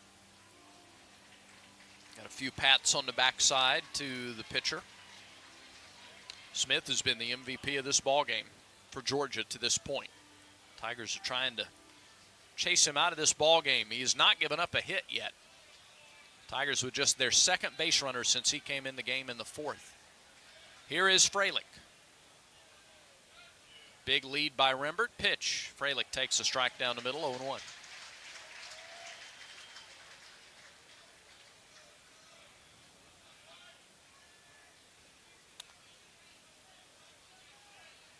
Right-hander Smith looks home, looks down, fires. Swing and popped up. Went after a high fastball, fouled it back 0-2. I think that's it. That was it. He went out there and said, look, let's don't mess around. Challenge these guys. And he's coming in here challenging Fralick. And now if you're Fralick, find your 2-strike swing that you've had for most of this year, which is just go find a place to drop one in somewhere and protect the plate. 0-2 pitch. 6 on the pitch clock. Here it is. Called strike 3. That hadn't been a strike either tonight. That pitch was way up in the zone. It's a fine time to change the strike zone. No runs, no hits, no errors, 1 left. And we go to the bottom of the 8th inning with the Tigers down 4-0. Big eating in Auburn and Opelika means Big Mike's Steakhouse. Famous for high-quality steaks cooked to perfection on an open-fire grill served in a relaxed, rustic atmosphere. It's happy hour at Big Mike's every Wednesday and Thursday from 4 to 6 and half off select appetizers, draft beer, and well drinks. And don't forget, a Big Mike's gift card will always be the perfect gift for Big City Steak in your hometown. It's Big Mike's Steakhouse in Auburn at Shigjerd Parkway and Wire Road. Auburn High Softball is on 96.3 W. Lee, your home of the Tigers. Presented by the Orthopedic Clinic, Acre Restaurant, Russell Building Supply, and Southern Union. Also brought to you by Troy Bank and Trust, Jeff Coat Trant, and University Ace Hardware. See the broadcast schedule at 963WLEE.com. Follow AHS Softball on 96.3 W. Lee, an Auburn network station.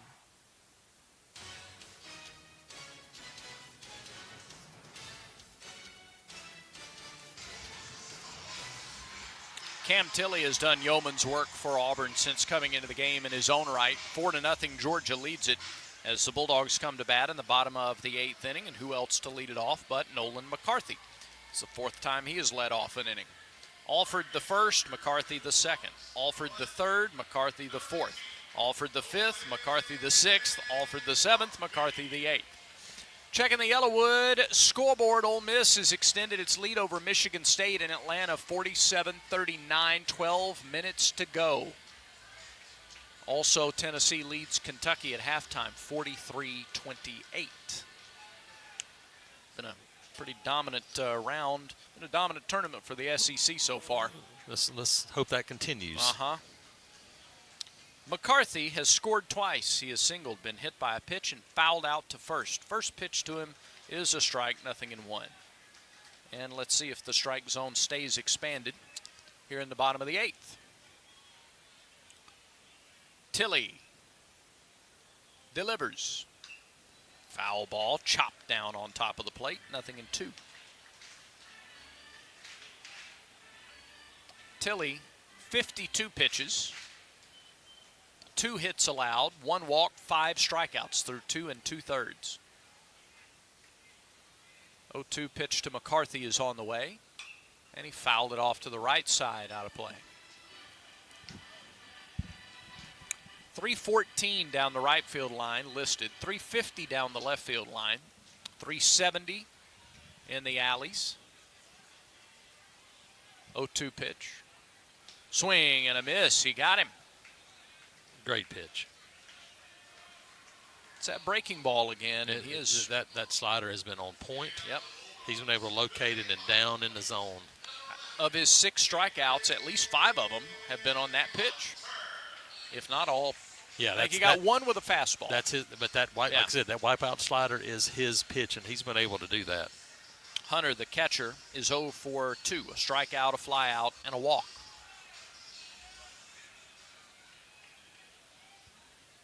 Terrific performance from Tilly now in 3 innings of work in relief. The right-hander deals. Check swing. Henry, strike 1. And he's lost all his buttons on his shirt. It's a warm night. You gotta stay cool. Yeah, I think he's got those top 2 unbuttoned. Here's the 0-1. Down and in. 1 ball, 1 strike. I don't know that that's 2. You think it's 3? I think it's at least 3. All he's missing is a gold chain. 1-1. Off speed Good and pitch. at the knees for a strike. 1 and 2. Okay, he said I'm gonna call it, and he has called it, but that was not a strike in any shape, form, or fashion of this game, though. Yeah. Auburn goes into the shift with 1 out, 2 strikes here on Henry. Hunter. Pitch. Flied off left side. I've mistakenly called him Hunter Henry a couple of times. I think about it every time because the Arkansas tight end. Yeah. Yes. 1 ball, 2 strikes, 1 out. 4 runs on 6 hits for Georgia. No runs, 3 hits for Auburn. Tigers have stranded 10. 1-2. Down and in with a slider. 2 balls, 2 strikes. Bottom of the 8th. Auburn's down to their last 3 outs, and they'll have 8, 9, and 1 due up in the 9th. Probably against Smith. 2-2. Hit him. Boy, on a 2-2 pitch. So Tilly sends Hunter down to first base, and Devin Obie gets to hit with the man on base.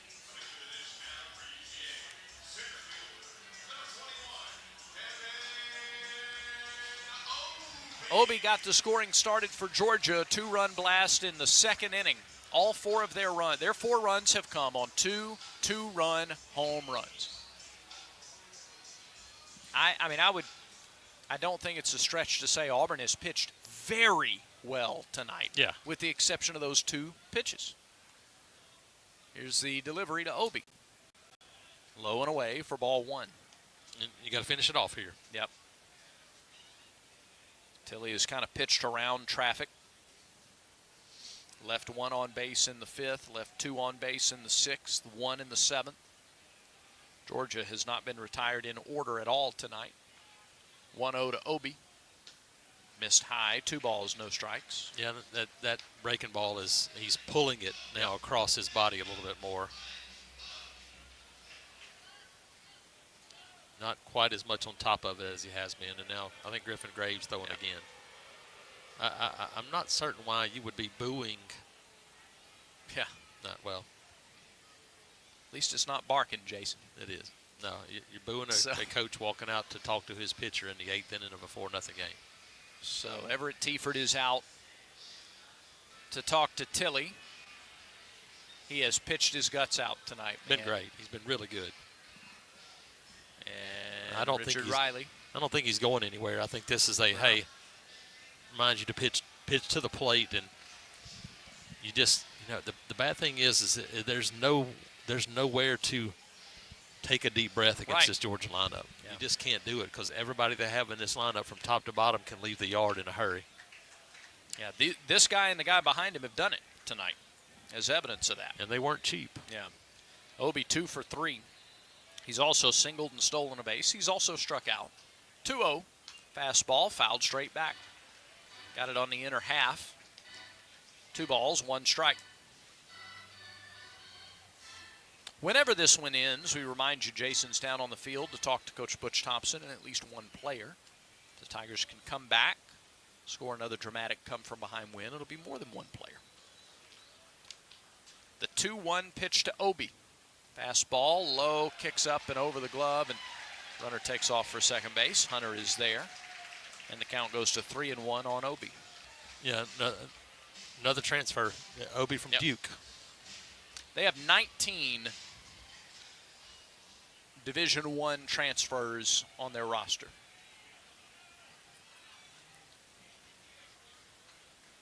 Base hit here would mean an insurance run. Georgia leads 4-0, the 3-1. Obi takes a strike down the middle, 3-2. Daniel Jackson waits on deck for Georgia.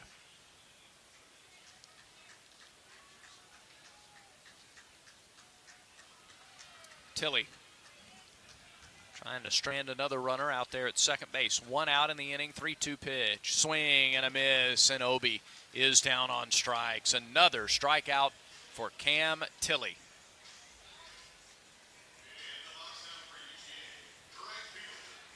That's 8 strikeouts.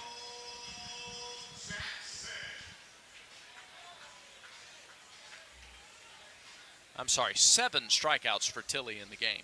7 for Tilley. Auburn has 14 strikeouts as a staff tonight. Here's Daniel Jackson, runner at second, 2 down.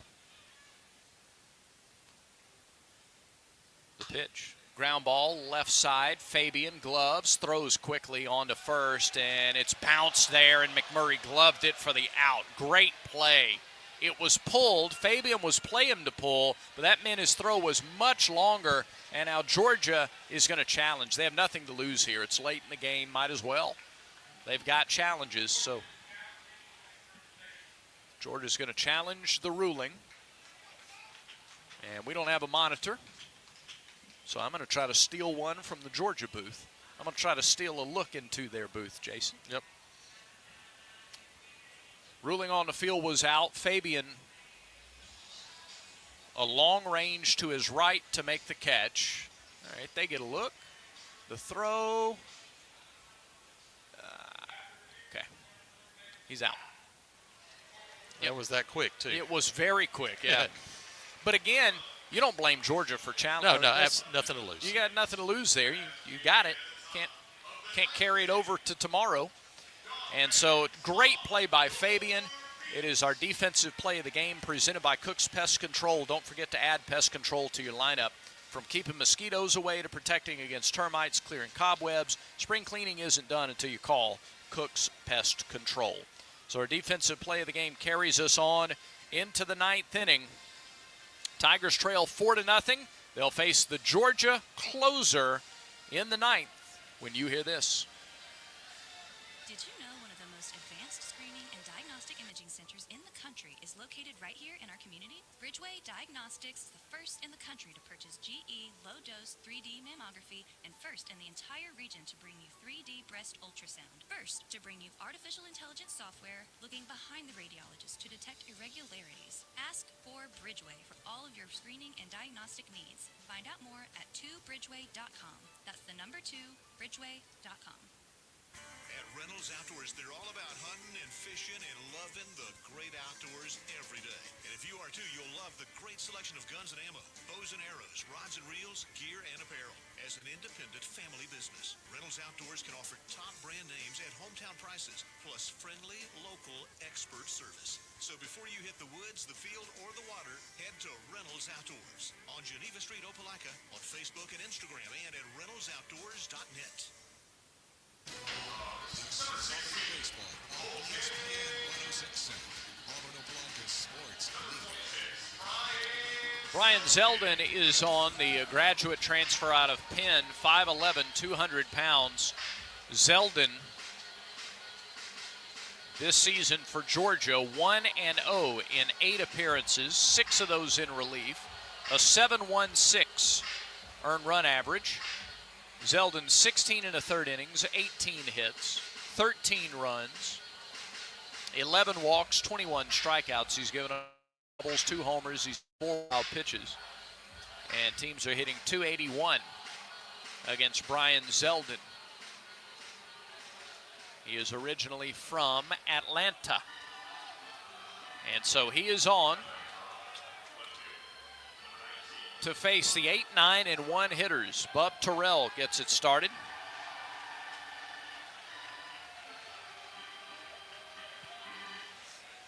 Zeldin, lefties hitting .333 against him. Righties hitting .286. Fastball in the mid-90s. Got a lot of life. They're hoping he can throw it by the Auburn hitters. First pitch is a fastball that misses low. 1 ball, no strikes. Terrell, Fabian, and Snow at the top of the order. Tremendous job tonight by Colton Smith, the MVP of the game for Georgia. He pitched 5 hitless innings. Pitched to Terrell high, 2-0. 5 innings, 1 walk, 8 strikeouts, 64 pitches, 39 strikes for Colton Smith. Auburn doesn't have a hit since the 3rd. Pitch to Terrell, high, but called a strike. It's 2-1.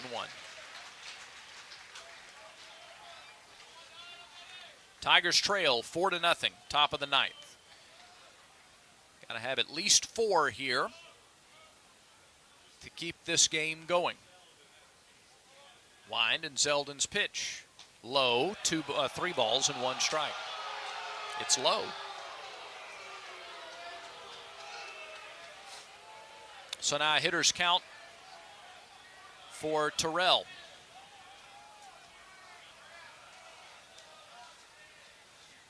See what Zeldin's done in the league.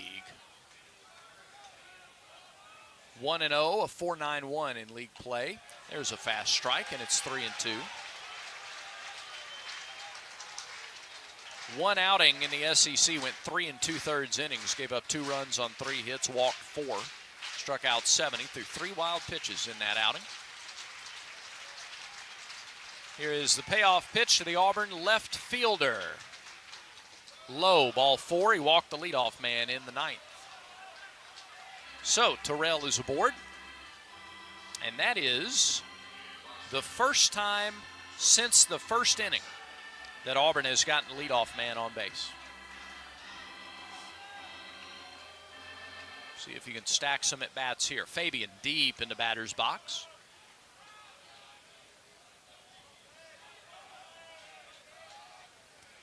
Right side is open. Pitch upstairs, 1-0. Now time called. Wes Johnson, the head coach, 2nd-year head man here at Georgia, jogs out to talk to his pitcher. Zeldin is not the closer. I said going into the break that Auburn would have to deal with the closer. This isn't the closer. This is a long relief guy. They did not use the closer immediately after taking Smith out of the game and leading 4-0. Well, Auburn without a hit since the 3rd. Didn't feel like they needed him now. If things start to get a little tight here in the 9th, we could see them go to Zach Harris. Or they might try to go to him once Irish and McMurray are due back up. We'll see. They got Fabian here, Snow after Derek, and then a couple of lefties. 1-0 pitch to Fabian. Fastball. Called a strike. Not a strike all night. Called a strike here, and it's 1-1. It was a different strike zone in the first 7 innings tonight. It's been consistently different over the last 2, but it has been different. Here's the 1-1. Missed high, 2-1. Fabian tonight has singled, struck out, and grounded out. 1 for 3. 4 for 25 to start league play. Still tied for the team lead in RBIs. 2-1. Outside, 3 balls, 1 strike. Going to get the top of the order up there. Barring a double play with at least 1 on base. Would love to have it 2 and nobody out. Zeldin from the stretch deals and missed way high. That was nowhere close. He's walked the first 2 batters. Now, how long are they going to go with Zeldin after he's walked the first 2? No longer. That's how much they're going to go with him, because Wes Johnson is immediately out and has already made the call to the bullpen. So a Pepper Tree pitching change for Georgia. Auburn trying to make some noise here in the 9th inning. They've got the top of the order up with nobody out and a new pitcher coming in for Georgia. I wonder if this is Harris, as he would be coming into the ball game on this Pepper Tree pitching change. For a new level of taste, Tiger fans know it's got to be Pepper Tree. For the best wine selection and the finest cuts of meat, visit Pepper Tree in Auburn or Montgomery and online at steaksinwine.com. Steaks, the letter N, wine.com. A Pepper Tree pitching change for Georgia. Hip pain is not to be taken lightly. It could be a sign of hip impingement. If pain, stiffness, or limping persists, see a hip specialist at the Orthopedic Clinic. Treatment includes non-surgical options, but if surgery is needed, minimally invasive arthroscopic hip surgery is only available locally at the Orthopedic Clinic. Don't wait. Schedule an examination today. Call for an appointment, 334-749-8303, or visit theorthoclinic.com. When the road beckons, answer the call. Head to RV Roadway, the new and used RV sales centers of Alabama in Opelika and Calera. Family owned and operated, RV Roadway was built on quality and selection with 35-plus top lines. From teardrop RVs all the way down to destination trailers, the RV you're road ready for. With 2 Alabama locations, Opelika and Calera. Take life on the road with RV Roadway. ESPN 106.7, WGZZ HD3 Waverly, and W294AR Auburn Opelika. Auburn's got the top of the order at the plate with nobody out and 2 on, trailing 4-0 in the 9th inning, and Georgia's not messing around anymore. They're going to 6'3", 200-pound redshirt junior right-hander DJ Radke. He is a Marietta native, and he has been very good. He's 3-0 in 10 appearances. He leads the staff in appearances, an earned run average of 0.61. 14 2/3 innings, 1 run on 7 hits. He's walked 5, he struck out 11. He's thrown 2 wild pitches. He has hit 3 batters. He has given up a double. Team's hitting just 140 against DJ Radke, Radke, in SEC play. 2 appearances, a 1-0 record, 3 1/3 hitless innings. 2 walks allowed, 3 strikeouts, and 1 wild pitch and 1 hit batter in the league. So their best guy out of the bullpen, they call on him here. The right-hander fires and immediately gets a strike to Snow at 94. 0-1. Auburn trying to get momentum here in the top of the 9th. Snow today, 1 for 3. He's been hit, he's singled, he's flied out twice, and he fouls 1 straight back to the net. 0-2.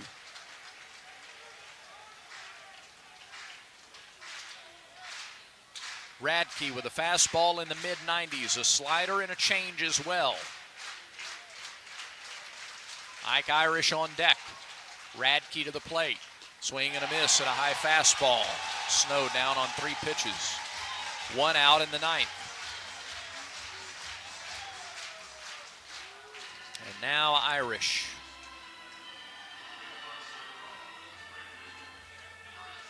Irish is 0 for 3.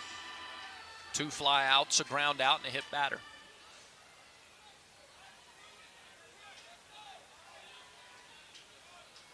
Left-handed hitting junior right fielder. First pitch, fastball, missed outside, 1-0.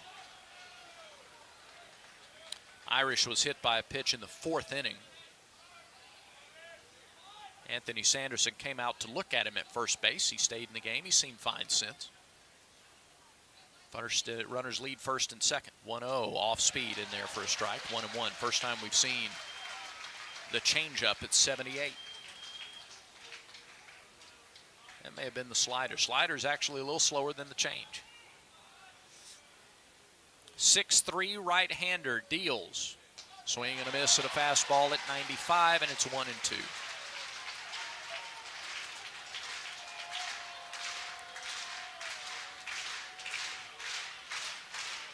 Four nothing, top of the ninth, 1 out, 2 on. Radke set. Radke deals. Flied into left center field. It is down. That is headed for the wall. Terrell rounds third. He scores on the play. Fabian stops at third. Irish, an RBI double. Auburn is on the board. It's 4-1 here in the ninth, and the tying run comes to the plate in the person of Cooper McMurray. So Irish with an opposite field double on a 1-2 pitch. Drives in his 21st run of the season. Auburn cashes in on the leadoff walk. Fabian to third. A base hit from McMurray would mean 2 runs. And a home run would tie the ball game, but I don't think he's looking to tie it necessarily. First pitch. Off speed and high. 1 ball, no strikes. Lucas Steele waits on deck. 1 out. 4-1 Georgia, 9th inning. Radke delivers. Low and inside. 2 balls, no strikes. McMurray has struck out 4 times tonight. But he could come through in the clutch here. The 2-0 offering. Now there's a strike down the middle. 2-1. Cooper taking until he saw a strike. 93 on that hitter from the lanky right-hander. On that heater, rather. Now the 2-1. Swing and a foul straight back. Good cut. Fastball 94. Now does he come back to the fastball? Or does he go to the slider? Irish's double came with 2 strikes. Now he's 2-2 to McMurray. Runners at second and third. Radke's pitch. Swing and absolutely hammered foul. He threw the slider, and Cooper hit it above the Auburn dugout, and it had to have an exit velocity of 100. Very early, he did throw him the slider. Let's see if he goes back to the fastball here. The 2-2 pitch to McMurray on the way. Swing and a foul ball. He came back. That may have been the changeup. And Cooper lowered his bat, got a piece of it, fighting it off with 2 strikes. Tigers never go down without a fight. If they are going down, they're going down swinging tonight. 2 balls, 2 strikes. 2 on, 1 out, down 3 in the ninth. Radke ready. He aims, he fires. Swung and fouled away. Again, McMurray got a piece. Another off-speed pitch from Radke. Tigers are collecting data with every pitch that the reliever throws. The crowd that has stayed trying to get behind their guy out of the bullpen.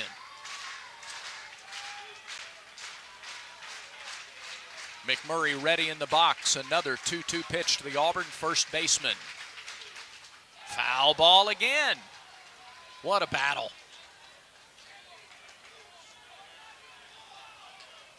Radke, the redshirt junior.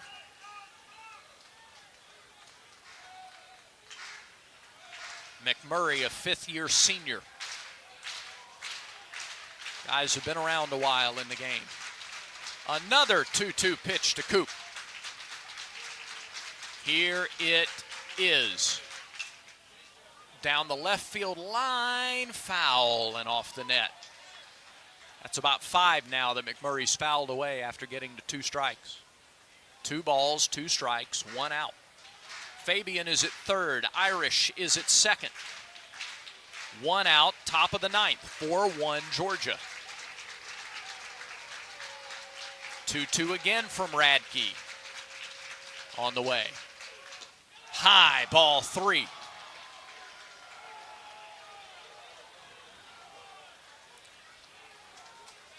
Auburn dugout never out of the game, but they're all on that top step now.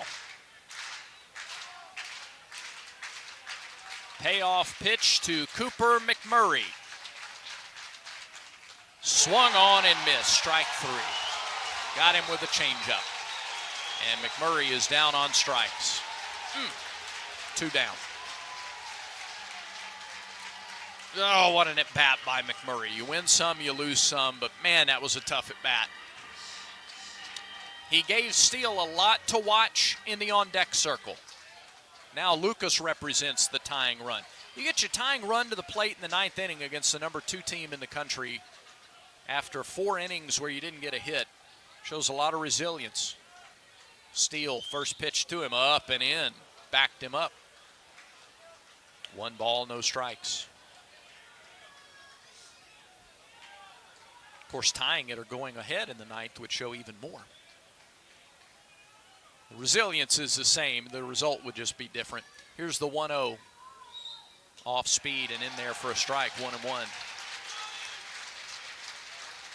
Cade Ballou would be next. He's standing on deck hoping for a chance. Tigers take their lead from 2nd and 3rd. The 1-1. Yanked foul right side. He got a hold of the changeup and was very early. Now it's 1-2. And Auburn's down to its last strike.